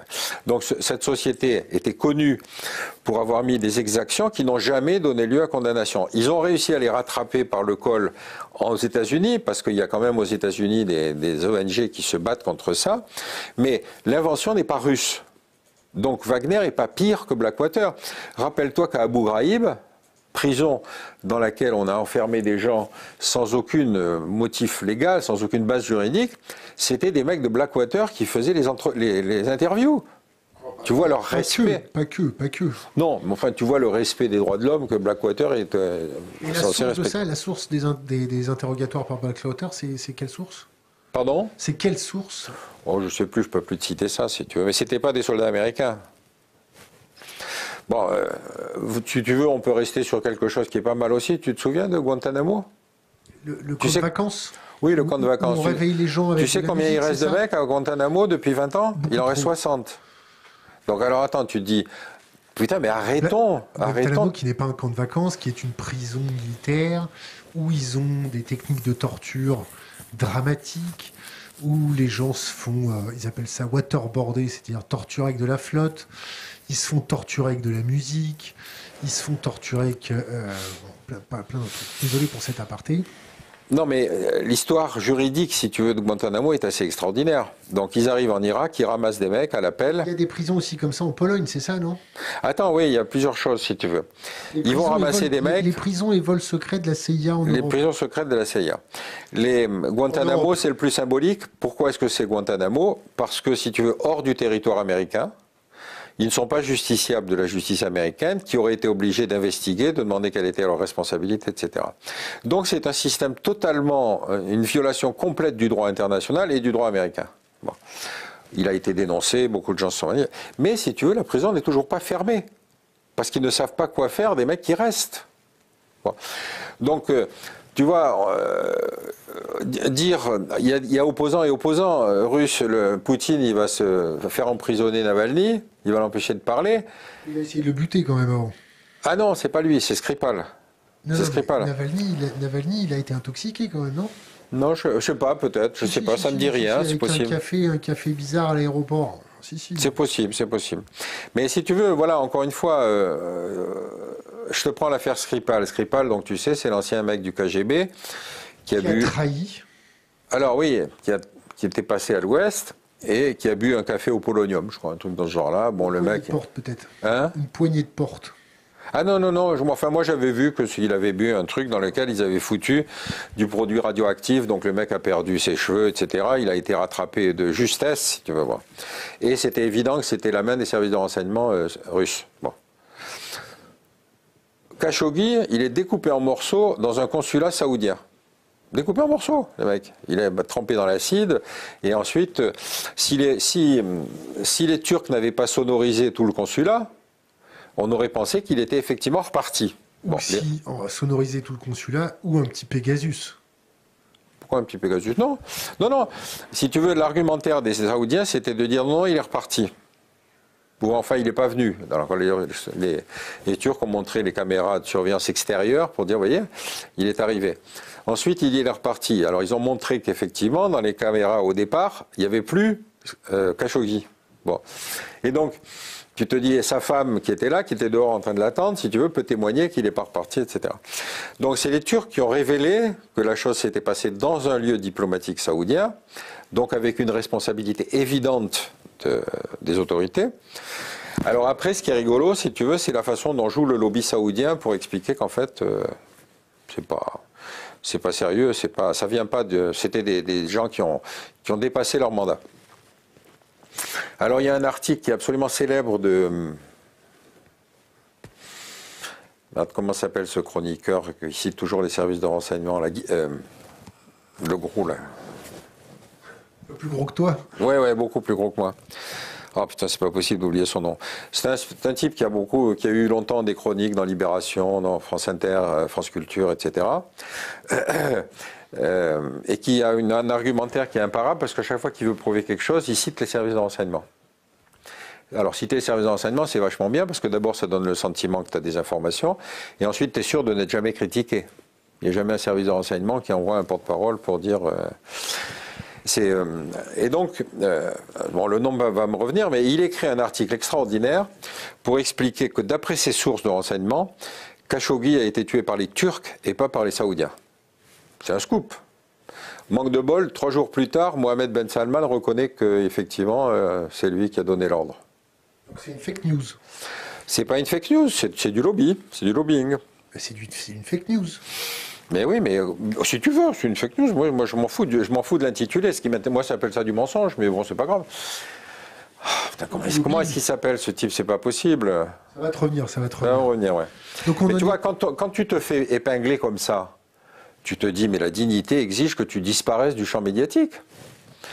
Les intellectuels médiatiques comme BHL, comme celui que je viens de te citer, comme d'autres, sont ce qu'on appelle des intellectuels téphales.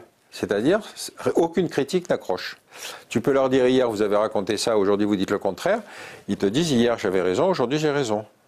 Tu vois bien avec BHL. Donc c'est quand même dramatique.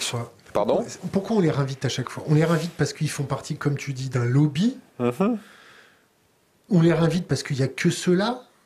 On les réinvite parce que c'est un tout petit cercle parisiano-parisianiste où ils s'échangent à chaque fois les mêmes pour aller faire leur petit plateau télé comme au cirque. Pourquoi si tu veux, il y a toute une... Bon, d'abord, en France, il y a une espèce d'admiration pour les intellectuels. C'est pas toi que je vais apprendre ça.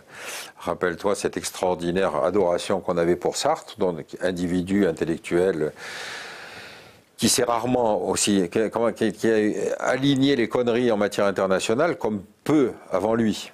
Bon, il a été stalinien, il a été maoïste, il a été tout ce que tu veux, alors qu'il y avait en face un autre type qui s'appelait Aron, et qui, lui, est resté toujours la tête au-dessus des débats. Bon. Et donc, Raymond Aron. Raymond Aron, oui, absolument. Et en fait, Sartre était une espèce d'idole. C'était le type qui te disait alors, absolument tout ce qu'il fallait penser d'eux. Alors, il a été soutien de la guerre d'indépendance en Algérie, donc après, ça lui a fait sa notoriété, mais ensuite, il a aligné toutes les conneries qu'on pouvait imaginer. Pour te donner un exemple,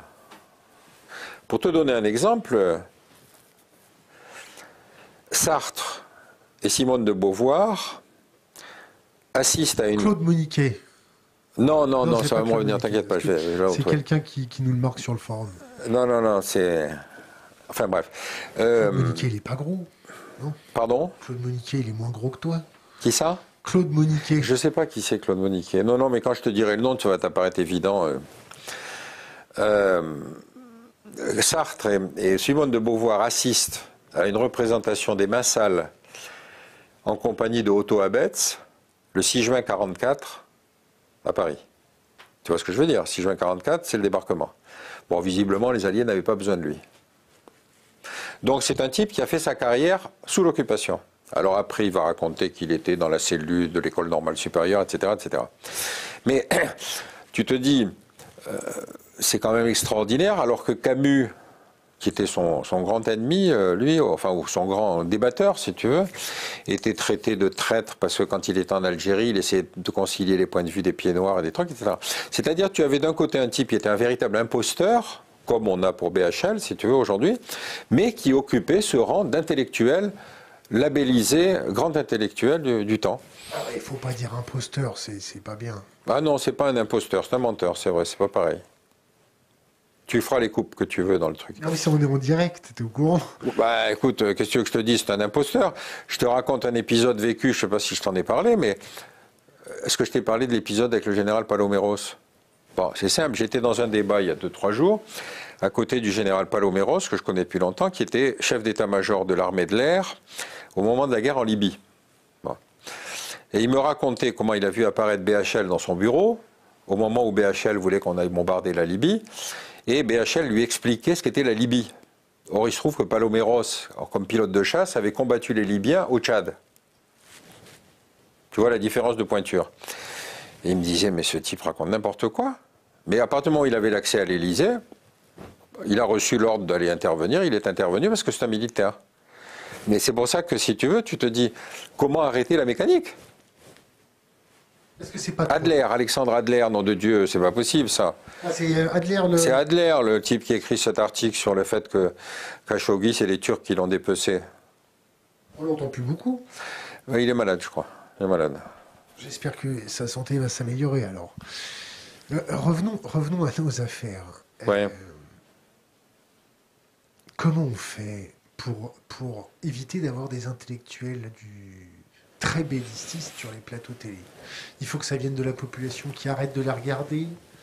Et s'il faut saluer la population qui Écoute, je t'avoue que je suis moi-même posé la question, parce que ce sont des positions de pouvoir qui s'acquièrent, si tu veux. Par exemple, BHL a toutes les semaines une chronique en dernière page du Point. Donc je l'ai demandé à des copains du Point, j'ai dit écoute, ce type, ils me disent oui, mais il a l'oreille du patron, donc il garde sa dernière page. L'autre, Adler, il avait ses chroniques sur France Culture. Épisode vécu avec Adler, on crée la délégation aux affaires stratégiques en 92, et on le trouve dans les meubles, parce qu'il avait été recruté par la structure précédente. Bon. On fait une séance de travail sur la Turquie, je ne sais plus quelles étaient les circonstances, mais enfin peu importe. Donc Adler prend la parole, et Adler c'est un conteur. C'est un type qui prend la parole, tu l'écoutes, c'est fascinant, tu as l'impression que tu as le monde qui se déroule devant toi. Et il cite des instructions du KGB, l'un du 12 mars 1954 et une autre instruction du 5 janvier. Je me tourne vers le type de la DGSE, je lui dis mais c'est intéressant son truc là, vous les avez ces instructions? Le type me dit non, il ment, il invente. Tu te rends compte de ce type, il le disait froidement. C'est-à-dire qu'il n'accordait aucun crédit à ce que racontait ce type qui était censé être un grand intellectuel français spécialiste des questions stratégiques. Bon, changeons de sujet parce qu'il est malade, oui, si tu veux. Il pourra pas revenir. Revenons au XXIe siècle. Oui. Où il y a de l'infotainment, où Cyril Hanouna a plus de popularité que beaucoup d'émissions géopolitiques ou très arides ou très compliquées. Ouais. Où on se retrouve avec France 24 qui fait pas de l'infotainment, mais qui pas trop équilibré, qui invite aussi ses intellectuels médiatiques. Comment on fait pour se réapproprier la chose? Comment la population? Il faut qu'il y ait un mouvement anti-guerre très fort, civil. Non, d'abord la première chose. Que les rédactions de presse comprennent que ça marche plus et qu'en plus être belliciste, ça nous emmène au carton. Comment on fait, Pierre? D'abord, je salue Thinkerview. Oui, mais enfin, je veux dire, il faut quand même te rendre compte que si tu veux, vous ne mesurez peut-être pas l'influence que vous avez. Moi, il y a des gens qui m'arrêtent dans la rue en disant vous avez vu sur Thinkerview. Ils m'ont pas dit on vous a vu sur BFM ou sur CNews, parce que la transformation fondamentale qu'ont introduit ces chaînes d'infos en continu, c'est que si tu veux, à partir du moment où il y a un événement, il faut tout de suite réunir un plateau, discuter, etc. Avant qu'on sache quel est le sens de l'événement. Comme si on avait tout de suite des gens qui allaient te dire non, mais vous allez voir, il va faire ça après, etc. etc. Et donc il y a une espèce, tu sais, une chaîne d'infos en continu, ça fait à peu près 8 à 10 minutes d'informations réelles, et puis ensuite tu as des pages de pub, et puis ensuite tu as des débats. Donc il faut peupler ces plateaux. Et tu vois bien que depuis le début de la guerre en Ukraine, tu as vu le nombre de gens qui se sont succédés. Et donc, tu as tout à coup un espèce de débat continu qui va s'installer partout. Et ce débat, il a un avantage, c'est qu'il interpelle le politique directement. Donc si tu as un attentat, par exemple, phénomène sécuritaire grave, tu vas tout de suite avoir des gens qui vont accéder au plateau en disant « Oui, mais l'attentat, c'est ci, c'est ça, que fait le gouvernement ?» Tu vois ce que je veux dire? Il y a ça court-circuite, y compris le Parlement. C'est-à-dire de dire d'un seul coup, mais c'est pas possible, comment est-ce qu'on assure la sécurité des Français? Comment est-ce possible?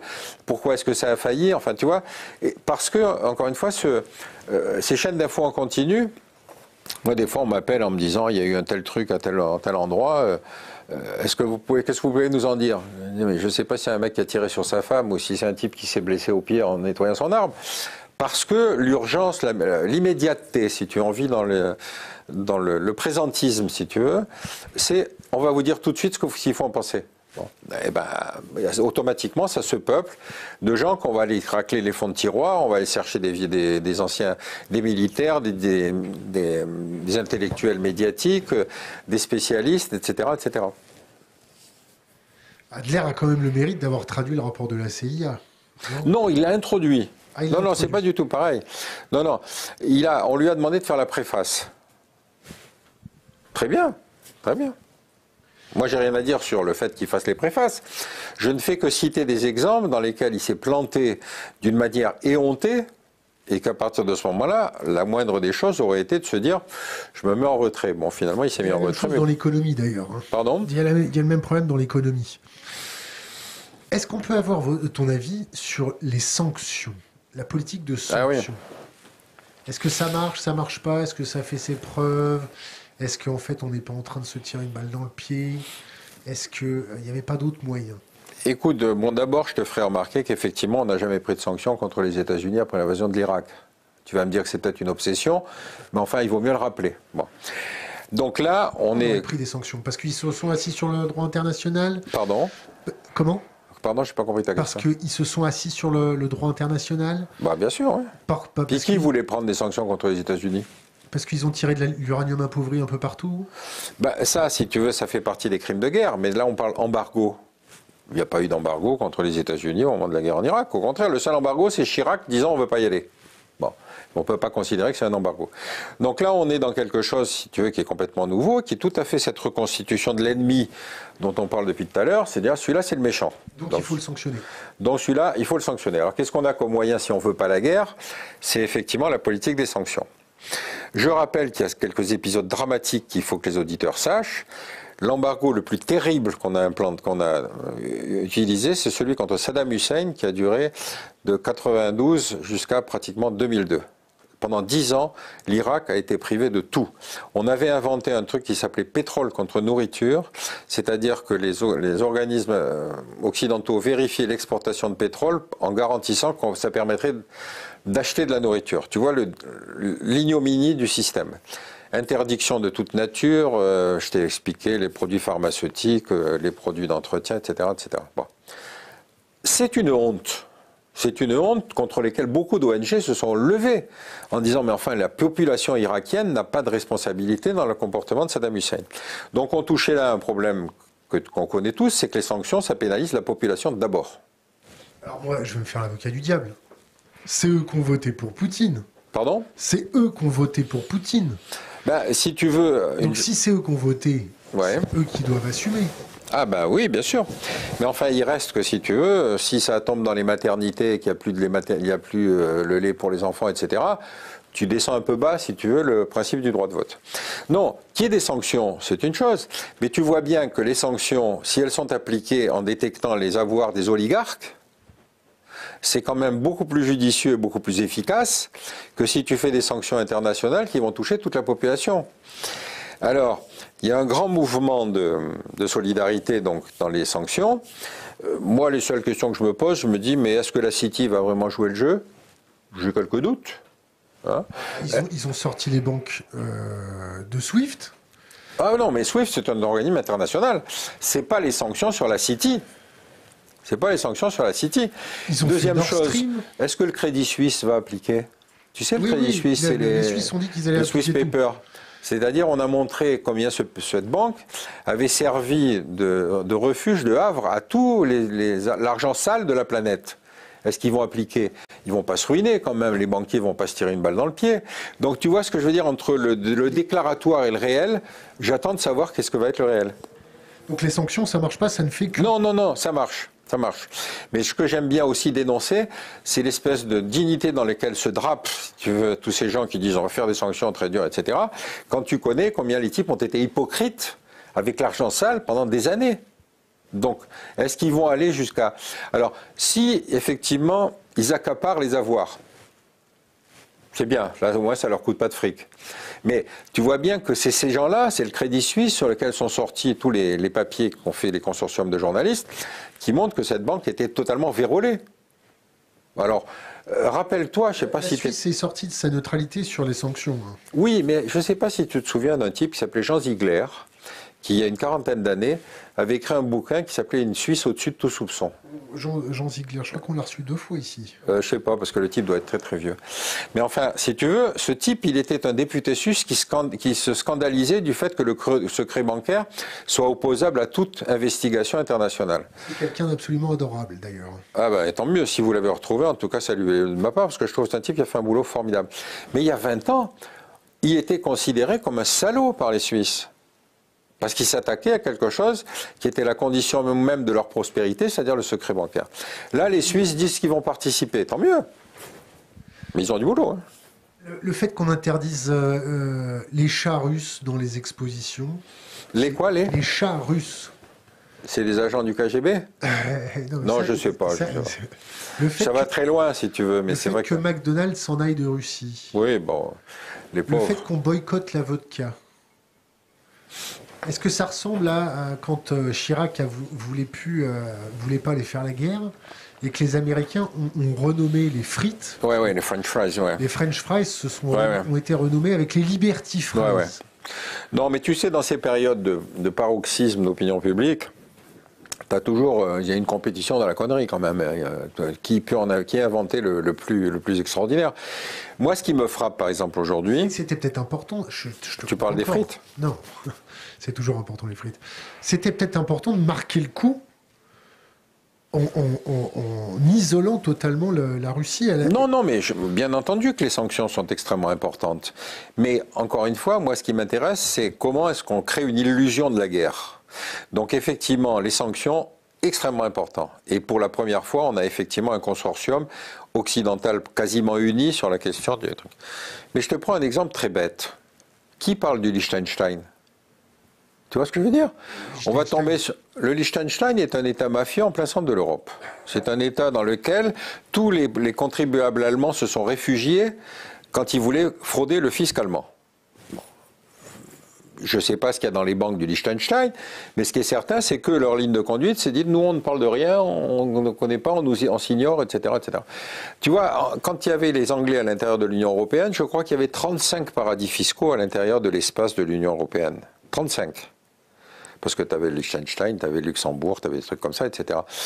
C'est ceux-là qui vont appliquer les sanctions dures à l'égard de la Russie. On n'a même pas balayé chez nous. On n'a même pas balayé chez nous. Et tout à coup, on va dire, attention, là. Un exemple, pas mal. Boris Johnson annonce qu'il va ouvrir un guichet spécial à Calais pour les Ukrainiens réfugiés. Horrible, ça veut dire qu'il nous laisse les Arabes et il prend les Ukrainiens. Non, ça c'était vraiment horrible. Bah, c'est un raciste. Pourquoi on ne le dit pas? Pourquoi on ne le dit pas? Tu vois ce que je veux dire? Les médias informent. La distance critique, c'est aussi leur boulot, mais ça n'est pas que leur boulot. Donc il y a des moments où il faut effectivement dire, excusez-moi, je m'étonne que M. Boris Johnson préfère nous laisser tous les réfugiés afghans, pakistanais, syriens, etc., qui viennent d'une guerre auquel il a contribué en tant que puissance britannique. Voilà, bon. Mais je suis un individu chagrin. Donc, revenons aux sanctions. Est-ce que ça ne va pas nous emmener encore plus dans une situation délétère? Bien sûr, bien sûr. Quand Bruno Le Maire dit... on va mettre à genoux l'économie russe. Non, il dit on est entré dans une guerre économique, il a dit. Oui. Il a dit guerre économique. Ben, si tu veux, mets-toi dans la position d'un décideur occidental qui sait que les sanctions sont un espèce d'effet boomerang. On va sanctionner les Russes, mais évidemment, les Russes vont nous sanctionner aussi. Bon. Quel discours tu tiens à ta population? Est-ce que tu fais le bras de fer en disant « ouais, mais vous allez voir, vous allez voir ». Bon. La France est un pays qui est structurellement déficitaire en matière de commerce extérieur, si tu veux. Bon, la Russie n'est pas un partenaire très important, je crois que c'est 2 à 3% du commerce extérieur français, mais enfin, c'est quand même quelque chose qui est un État, c'est pas l'Allemagne, il n'y a pas des réserves de change gigantesques, etc. Bon. Qu'est-ce que tu fais? Est-ce que tu tiens le discours de la réplique? Tu sais, Poutine joue le discours de la menace. Et de créer, susciter de l'angoisse dans la population, l'opinion publique, puisqu'il n'hésite pas à dire « j'ai demandé à mes forces stratégiques de se tenir en éveil ». Bon. Est-ce que toi, dirigeant occidental, t'en rajoutes ou au contraire, tu calmes?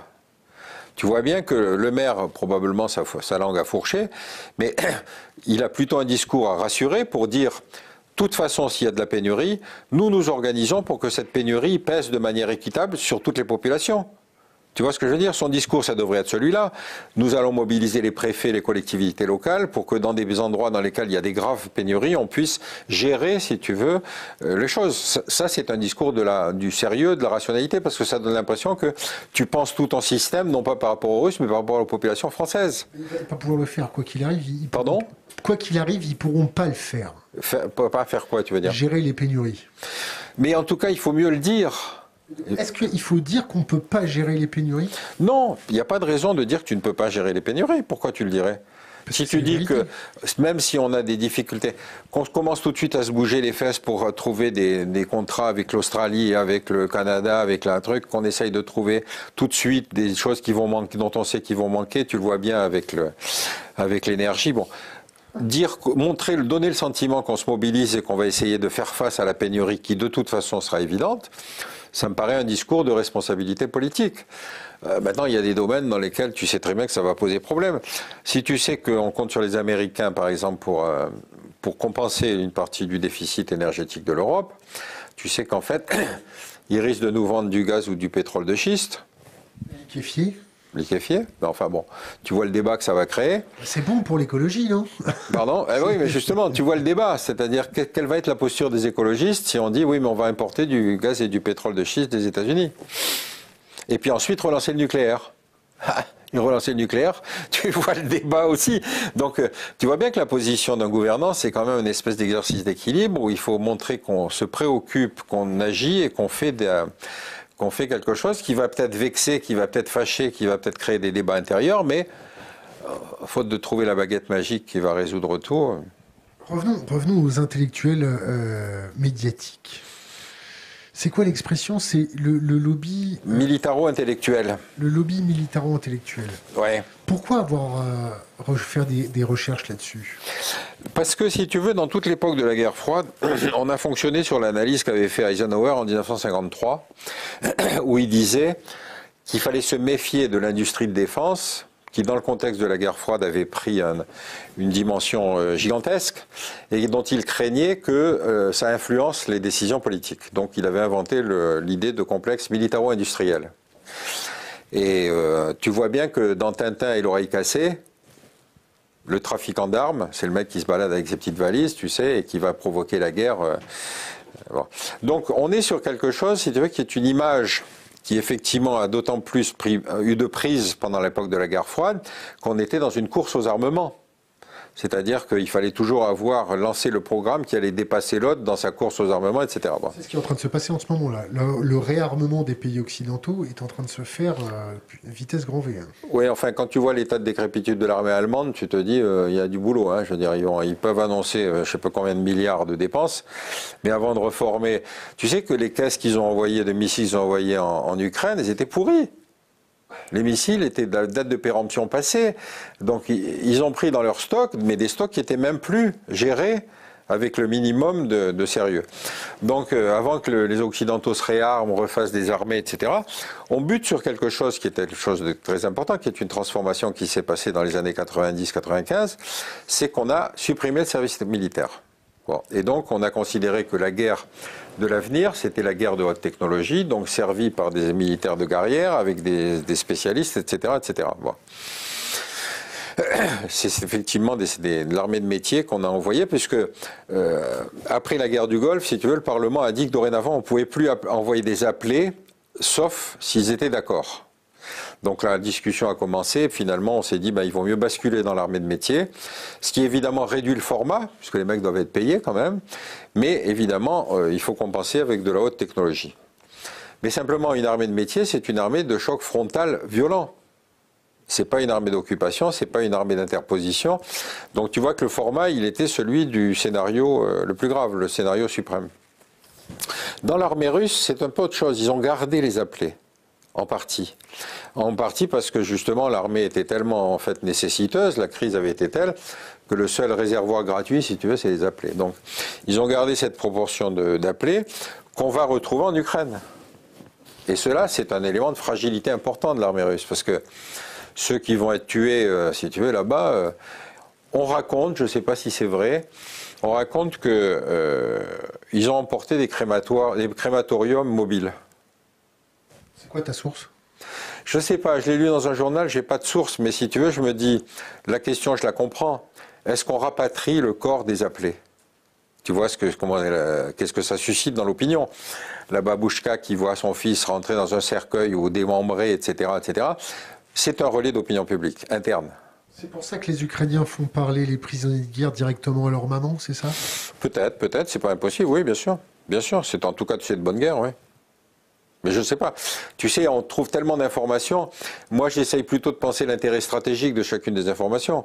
Bon, quand j'entends un mec m'expliquer que les Russes sont décidés à utiliser du nucléaire sur l'Ukraine pour montrer leur détermination, j'ai un peu tendance à penser que c'est pas très sérieux. Voilà. C'était un papier de Libération. Guerre en Ukraine, des crématoriums mobiles sont-ils déployés par l'armée russe pour brûler le corps des soldats? Oui, c'est ça, c'était en Libération. Et qui est-ce qui a écrit ça? Utiliser des vidéos de date de 2013. Papier du 24 février 2022. Oui, c'est très récent. Carla Monaco et de Anaïs Condomine.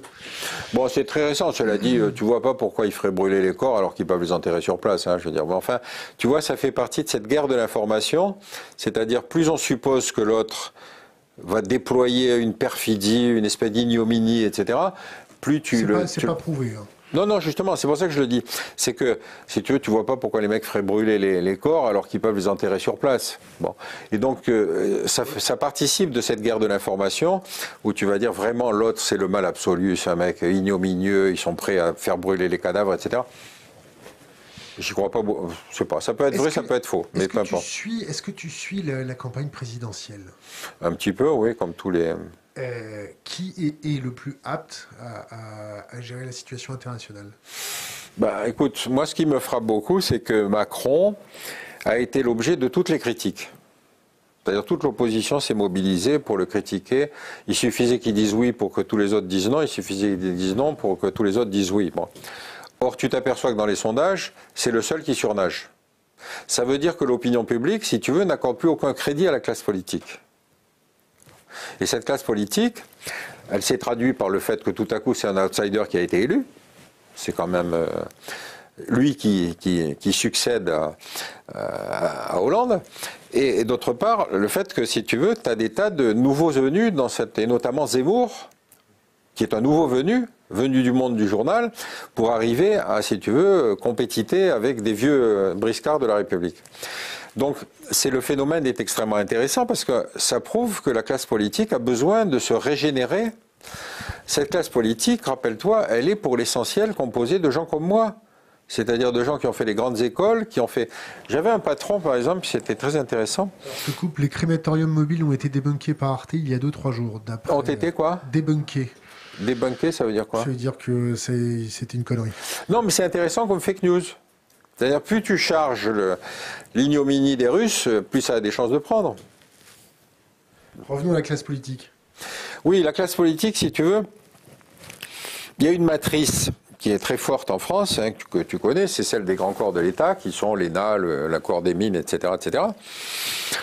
Et qu'est-ce qui caractérise ces gens? C'est qu'en général, ils ont un cycle qui, après le bac, se fait sous forme classe prépa, normal sup, Sciences Po, ENA ou X, corps des mines, etc. Ensuite cabinet. Et donc pendant 10 ans, ils n'ont pas posé les pieds par terre, puisqu'ils ont fait que des études. Et on les met tout à coup à des postes de responsabilité.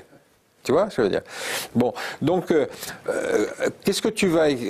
comment dire, quand tu as une élite qui est aussi homogène que celle-là, alors on essaye effectivement d'ouvrir, mais les partis politiques sont quand même très jaloux, si tu veux, que si tu milites dans un parti politique, tu dis telle circonscription, je la veux. Regarde Ségolène Royal, elle voulait absolument qu'on lui réserve une circonscription, les électeurs s'en foutaient. Donc tu vois, cette espèce de, comment dire, d'homogénéité sociologique de la classe dirigeante se traduit aujourd'hui par le fait que tu n'en as aucun qui en cette, comment dire, ce profil, excepté Macron, qui lui est un pur produit, hein, quand même. C'est un pur produit, inspection des finances, banque d'affaires, etc. Tu te dis, au moins celui-là, il a fait ses preuves. Et que finalement, les Français sont convaincus que, par exemple, sa gestion de la crise n'a pas été aussi catastrophique que le disait l'opposition. Donc, au lieu que l'opposition se mette dans une position intelligente vis-à-vis de ce type qui était celui qui s'en sortait le mieux, ils se sont cantonnés, si tu veux, à critiquer tout ce qu'il pouvait faire. Même s'il disait qu'il faisait beau, les autres disaient qu'il faisait mauvais. Il n'y a plus rien à en tirer. Ben, si, ça suppose qu'il y ait un énorme renouvellement de la classe politique. Ben, tu sais, les hommes politiques, c'est comme les arapèdes sur les rochers, hein, je veux dire, avant de les déloger. Comme les morpions, non? Je n'irai pas jusqu'à cette comparaison, cher ami. Mais tu vois le truc, c'est-à-dire que c'est vrai en même temps qu'une légitimité politique se construit sur une emprise locale. Donc, si le type veut être élu, il y a le phénomène des parachutages. Mais le phénomène des parachutages, ça veut dire qu'on te prend un des mecs issus de cette catégorie pour lui dire non, mais tu vas te mettre à Montélimar, Est. Tu vois ce que je veux dire? Ségolène Royal, ils l'ont baladé comme ça parce qu'ils n'arrivaient pas à lui trouver une circonscription. Montélimar, une ville magnifique. Montélimar est une très belle ville, surtout la partie Est que je ne connais pas. On va prendre 2-3 questions Internet à la volée. Beaucoup de questions sur les sanctions. Oui. On va juste les synthétiser. Le fait que les Russes se soient préparés depuis des années à recevoir des sanctions occidentales, le fait qu'ils aient accumulé de l'or, qu'ils aient baissé leurs dettes, qu'ils soient préparés... Qu'ils aient baissé leur quoi, pardon? Leurs dettes. Le fait qu'ils se soient fournis en armement, le fait qu'ils se soient préparés à sortir de l'Internet, le fait qu'ils se soient préparés à tout un tas de sanctions depuis des années. Ces sanctions, ça ne va pas faire grand-chose. Ça va les énerver encore plus ou pas? Ça va les mettre à genoux ou pas? Est-ce que ça va les rendre beaucoup plus belliqueux ou pas? Est-ce qu'il n'y avait pas autre chose à faire que ça? Écoute, bon, sur le cas des sanctions, moi je t'avoue que je ne connais pas suffisamment la Russie pour connaître les forces et les faiblesses de la Russie. Bon. Ce qui est certain, c'est que tu vois bien qu'il y a des banques d'affaires russes qui sont directement menacées par les sanctions, que le rouble lui-même a fléchi, et donc, et puis il reste l'opinion publique, c'est-à-dire la population, qui est une population qui est habituée aux pénuries, pour le cas de la Russie, hein, même si le développement économique, l'ouverture a permis effectivement d'approvisionner les gens, de les habituer à un style de vie différent. Quand tu es à Moscou, tu vois que les bagnoles allemandes, ça marche hein, quand même. Hein, donc, c'est pas les anciennes Trabant. Bon. Il y en a toujours. Hein. Oui, des Trabants. Ouais, c'est conduit par des Occidentaux. Ouais. Enfin, bon. Donc c'est pour te dire que si tu veux, il y a eu aussi cette habitude dans laquelle évidemment les oligarques ont le plus profité. Et donc, tu as plusieurs éléments de fragilité dans la société russe. Le dernier dont on se préoccupera, c'est le vulgum pecus de la population russe. Celui-là, il est habitué à ce qu'on lui dise non, il n'y a plus. Il n'y a plus de machin, etc. Faites la queue. Donc, les sanctions porteront effet si elles sont de plus en plus ciblées. Et c'est là que le travail, justement, pour tordre le bras à la City, pour tordre le bras au Crédit Suisse, pour tordre le bras au Liechtenstein, que tu vas avoir effectivement des sanctions qui vont dire dans l'entourage de Poutine, mais on perd quand même beaucoup d'argent. Bon. Ensuite, tu as tous les organismes internationaux qu'on va interdire à la Russie, dont le système SWIFT, qui est quand même un système de compensation internationale où si tu n'accèdes pas, tu ne peux pas te faire rembourser tes dettes. Ça fait des années qu'ils se préparent à se faire expulser le SWIFT. Mais peut-être, mais qu'est-ce qu'ils ont comme système alternatif à SWIFT? Les Chinois. Mais encore une fois, les Chinois, ils vont pas se priver de SWIFT pour faire plaisir aux Russes. S'ils font passer les dettes en Chine pour les faire passer comme dettes chinoises, tu penses bien que tu peux faire confiance aux Chinois pour largement se rémunérer pour ce petit service.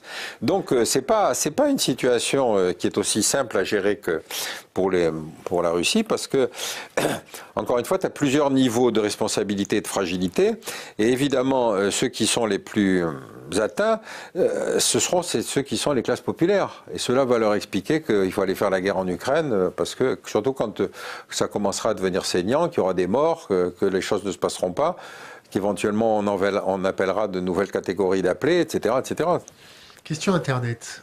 Quelle serait selon lui la sortie de crise ukrainienne? C'est une bonne question. Moi, si tu veux, il me semble que Poutine donc utilise le langage de la force, enfin de la menace, bon. De l'intransigeance. J'irai jusqu'au bout de mes objectifs et d'ailleurs je fais ouvrir les silos de mes forces nucléaires. Donc moi, à mon sens, première chose, c'est qu'il faut prendre en compte le fait qu'il est l'homme qui représente le sursaut de dignité de la Russie. On peut être en désaccord avec sa méthode, mais fondamentalement, il reste pour le moment, en tout cas à mon avis, encore une fois, je ne suis pas spécialiste de la Russie, je pense qu'il a encore une certaine popularité. Donc, première chose, sur la posture militaire, c'est ce qu'ont décidé les pays de l'OTAN, c'est on n'interviendra pas en Ukraine, mais on renforce tous les pays frontaliers de l'OTAN. Donc la Roumanie, la Bulgarie, la Pologne, etc. etc. Bon. C'est à ce moment-là que tu te rends compte que, si tu veux, l'adhésion à l'OTAN n'a pas changé grand-chose, puisque les Polonais veulent se débarrasser de leur MiG-29 pour les filer aux Américains en échange de F-16. Donc tu te dis, mais qu'est-ce qui s'est passé depuis l'adhésion de la Pologne dans l'OTAN? Donc en fait, on gesticule, c'est-à-dire on dit oui, mais on enverra des troupes, il y aura des troupes américaines dans les pays baltes, il y aura des troupes, etc., etc. Ça, c'est pour dire il y a une ligne qui est un casus belli qu'il ne faut pas franchir. Deuxième aspect, c'est brandir l'arme nucléaire. Bon, tu as entendu le discours de Poutine. Le nucléaire, l'argument stratégique le plus fort en matière de nucléaire, c'est de générer de l'incertitude. C'est-à-dire, l'autre te menace d'une arme nucléaire, si tu lui dis moi aussi je vais faire ci, je vais faire ça, tu vois, tu as une espèce de montée en puissance. Moi je pense qu'on sait gesticuler en matière de nucléaire pour que l'autre comprenne qu'on a bien compris son message, mais qu'on est prêt à riposter. Si tu fais sortir un SNLE de la rade de Brest, à l'époque où passe un satellite russe, bon, et si les Américains font pareil, etc., tu montres que ta posture nucléaire, elle est prête. Et en France, c'est un système d'alerte permanente. Alors, je te coupe. Ouais. Le coup du satellite russe qui est au-dessus de Brest, avec un sous-marin qui sort propre, les Russes, ça fait des années qu'ils le font. Non. Si, ça fait des années qu'ils nous montrent qu'ils sont rééquipés, qui passent, juste à côté de Brest. Ça fait des années. Bon, passons. Oui, oui, bien sûr. Et alors, quand le sous-marin sort, il est accompagné par une frégate. Que si tu veux, on sait qu'il y a des avions qui vont passer, donc on attend que l'avion soit passé pour le faire plonger. On n'est pas con, on est comme les autres. Donc si tu veux, tout ça, c'est de la gesticulation. Et donc on est capable de faire la même gesticulation pour dire aux Russes qu'il faut faire attention. Mais pardon, il y a un pan qu'il faut absolument y ajouter. C'est justement de lancer une grande initiative diplomatique pour dire il faut construire une architecture de sécurité en Europe qui prenne en compte toutes les variables.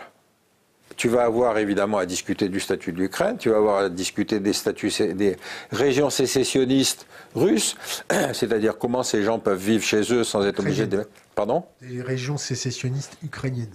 Non, pas seulement ukrainienne, tu as aussi la Moldavie, enfin la Transnistrie, etc. Tu as la statue de Kaliningrad, qui est quand même en plein milieu de l'Europe, avec des missiles nucléaires. Donc tu vois, tu as des tas de sujets qui donnent le sentiment qu'on veut construire une véritable architecture de sécurité et tenir compte de ce que les Russes pensent. Bon.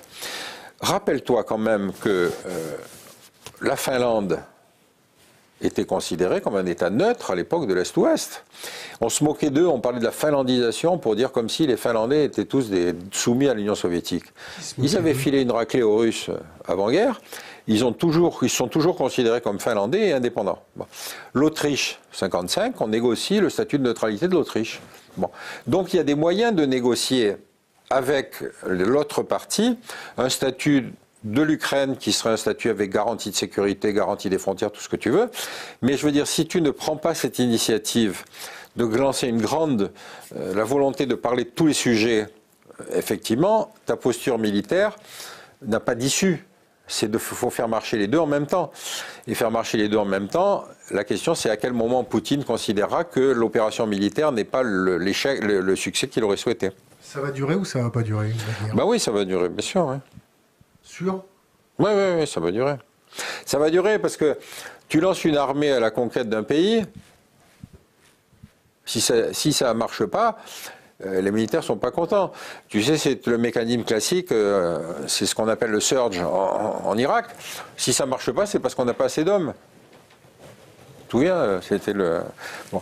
Donc toutes les armées réagissent de la même manière. Quand on leur donne une mission mais qu'ils n'arrivent pas à la remplir, elles t'expliquent que c'est parce qu'elles n'ont pas les armements, qu'elles n'ont pas les effectifs, qu'elles n'ont pas la logistique, etc. Donc il y a une espèce de dynamique militaire qui fonctionne dans toutes les crises et qui a des chances de fonctionner aussi sur la Russie. Maintenant, est-ce que Poutine sera en mesure considérera qu'il vaut mieux rajouter des forces, c'est-à-dire aggraver la crise en Ukraine, ou au contraire profiter d'une opportunité qui serait donnée par des propositions diplomatiques? Je te signale que les talibans ont proposé aux Ukrainiens et aux Russes de discuter la paix. Ils ont de l'expérience, ces gens-là. Pardon? Ils ont de l'expérience. Ah oui, absolument. Est-ce qu'on n'est pas en train d'extrémiser tout le monde? Oui, c'est vrai. C'est vrai, mais c'est pour ça que je dis qu'il ne faut pas répliquer au discours de l'angoisse que tient, de la pression, tu vois, de la menace que tient Poutine, par un discours de la menace. Mais c'est là que joue, si tu veux, le complexe militaro-intellectuel, où tu n'accèdes à un plateau télé que si tu as des choses à faire valoir, disant que tu connais bien Poutine depuis l'âge de 4 ans, que tu sais que c'est un homme qui est devenu fou. Enfin, tu vas avoir ce genre d'argumentaire qui correspondent à l'hystérisation du... On a un commentaire sur notre chat qui est relativement intéressant. Je le lis, de Marc de Luxembourg. Toute la famille de ma femme est russe. Les premiers jours de la guerre, c'était « Oh non, on ne veut pas la guerre !» Maintenant, c'est « Ok, tout le monde est contre nous, on va se défendre et vous allez le regretter. » Résultat, on ne fait qu'extrémiser tout le monde. Écoute, ce matin, j'ai reçu deux jeunes stagiaires, enfin deux jeunes chercheurs de l'Institut des hautes études de sécurité intérieure, qui doivent faire des rapports sur les risques que représente la situation actuelle pour le ministre de l'Intérieur. Et moi, je leur dis... conseiller au ministre de recevoir des représentants de la communauté russe et de la communauté ukrainienne de France en leur disant « Je vous considère comme des citoyens français, vous avez droit à la sécurité, je vous demande de ne pas vous coltiner les uns contre les autres, je protégerai vos lieux symboliques, je protégerai l'église, la basilique de Pont d'Alma, parce que j'estime que ce conflit, nous ne sommes pas en conflit avec la Russie, nous sommes en conflit avec Poutine. » Ce geste-là serait symboliquement très fort. Parce qu'évidemment, tu vas dire, cette guerre ne nous concerne pas directement, et en même temps, les gens qui vivent sur le territoire français ont droit à la sécurité de leurs biens et de leurs lieux symboliques. Donc c'est voilà, il faut des idées comme ça, quoi. Pour décrisper justement et pour sortir de cette espèce d'hystérie. Moi, j'ai des amis russes qui ont été menacés. Il y a des restaurants qui s'appellent La Poutine, qui se sont fait menacer aussi. Et c'est pas de la cuisine russe. J'ai pas vu. Ah oui, je savais pas ça. Ah non, mais les starbés sont très très fréquents à la surface de la planète. Hein, les types qui sont capables de croire qu'ils sont à eux seuls susceptibles de changer une... Est-ce que tu as un autre sujet que tu veux aborder avec nous? Écoute, non, je crois qu'on a fait un tour d'horizon assez large, si tu veux, mais le point sur lequel je voudrais que mes Nord amis... Stream, attends, un petit... Pardon Vas-y. Nord Stream, intéressant, pas intéressant, le fait qu'on leur coupe le gaz? Ben, c'est surtout eux qui nous coupent le gaz, je te signale, hein, c'est pas nous. Hein. Alors, question, concrètement, comment fait-on pour sortir de tout cela, selon toi? On convainc Zelensky de donner à Poutine ce qu'il veut, Crimée, Donbass, et on en reste là. On convainc Zelensky de ne pas adhérer à l'OTAN, de ne pas adhérer à l'Union européenne. Ben écoute, c'est ça l'enjeu de cette grande négociation, parce que tu traites dessus... pour Poutine. Pardon? On passe un contrat pour supprimer Poutine.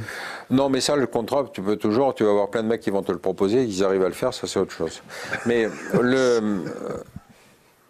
la liste que tu viens de faire est extrêmement... Les intellectuels médiatiques qui sont en train de parler de ça, non? Ah, je savais pas. Peut-être. Mais BHL, c'est pas proposé. Donc, regarde la liste que donne la personne qui pose la question. On met la Crimée, la question des régions sécessionnistes, etc. Le cas de la Crimée est très intéressant. Pourquoi? Parce que, bon, les frontières de l'Ukraine telles qu'elles existent aujourd'hui, grosso modo, c'est celles qu'a dessinées Staline, si tu veux, après la Seconde Guerre mondiale. Bon. L'Ukraine a fourni deux dirigeants, Khrouchtchev et Brejnev, pas l'oublier quand même. Donc, le système politique, le système communiste, si tu veux, gommait les identités nationales. Bref. C'est Khrouchtchev qui, en 1954, donne la Crimée à l'Ukraine. Région russe. Il n'y avait pas de doute. Hein. Et donc, Poutine, si tu veux, fait ce coup de dire, bon, ben, puisque c'est comme ça, la Crimée, on la reprend. Ça veut dire que la Crimée est restée donc ukrainienne pendant, je sais pas, 50 ans. Il fait le coup du référendum.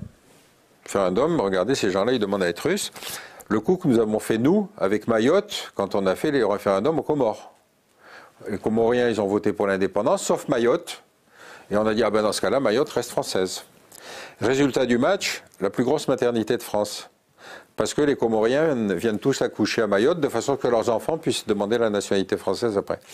Donc tu vois comment, même sur une question de chiure de mouche comme Mayotte... Non, Mayotte c'est une île magnifique. Mais certainement. Mais si tu veux prendre le risque de dire... Pardon ? Les Mahorais sont absolument adorables. Certainement.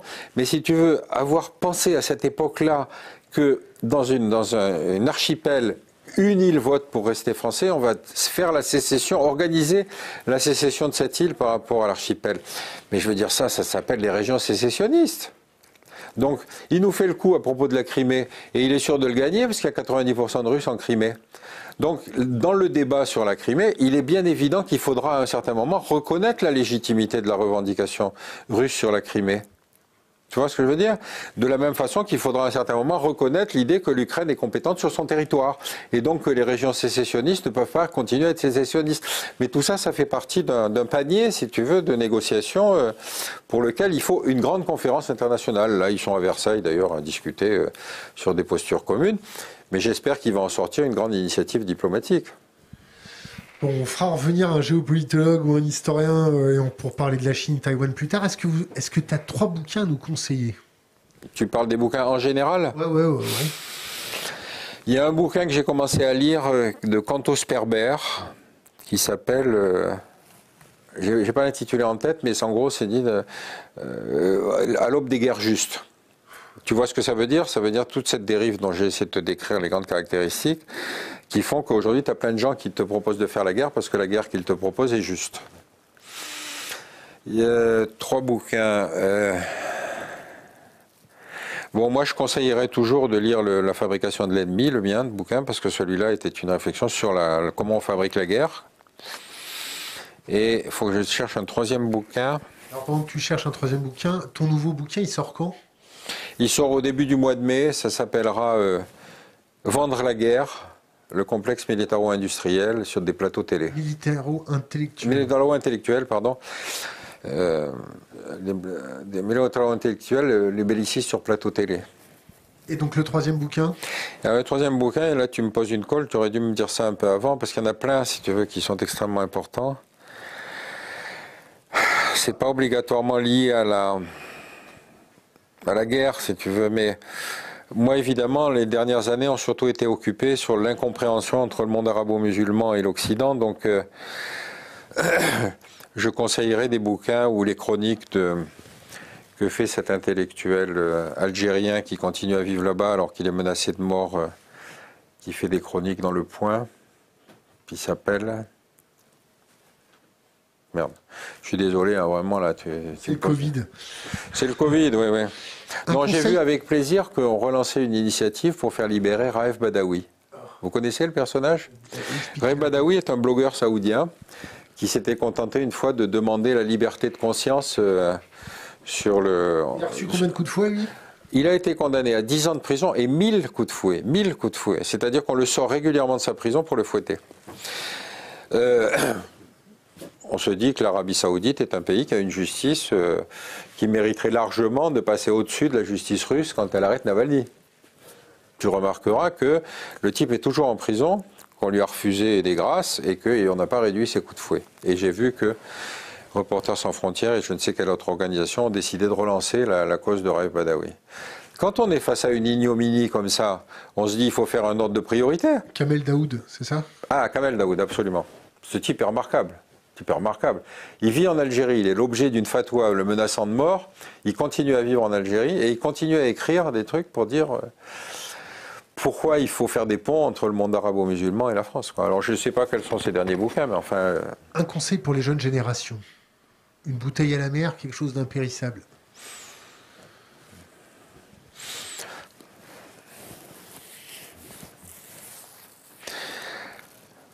Je pourrais bien faire de la politique, mais le problème, c'est que tu vois bien que tous les tuyauteries est bouché, quoi. Faites de la politique au sens où, effectivement, il y a suffisamment de problèmes qui...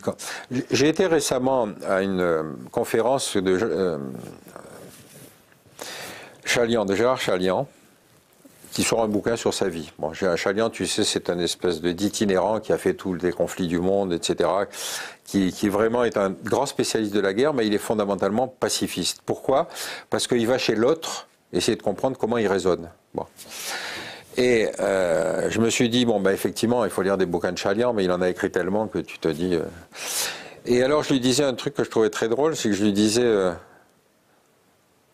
Si on te demandait à toi de partir sur un lieu de conflit avant, t'expliquerais comment éviter la guerre. Je dis, mais enfin, tu vas créer du chômage au Pentagone et au ministère de la Défense, donc quand même, fais gaffe, quoi. Voilà. Pierre Conessa, merci. Merci à vous.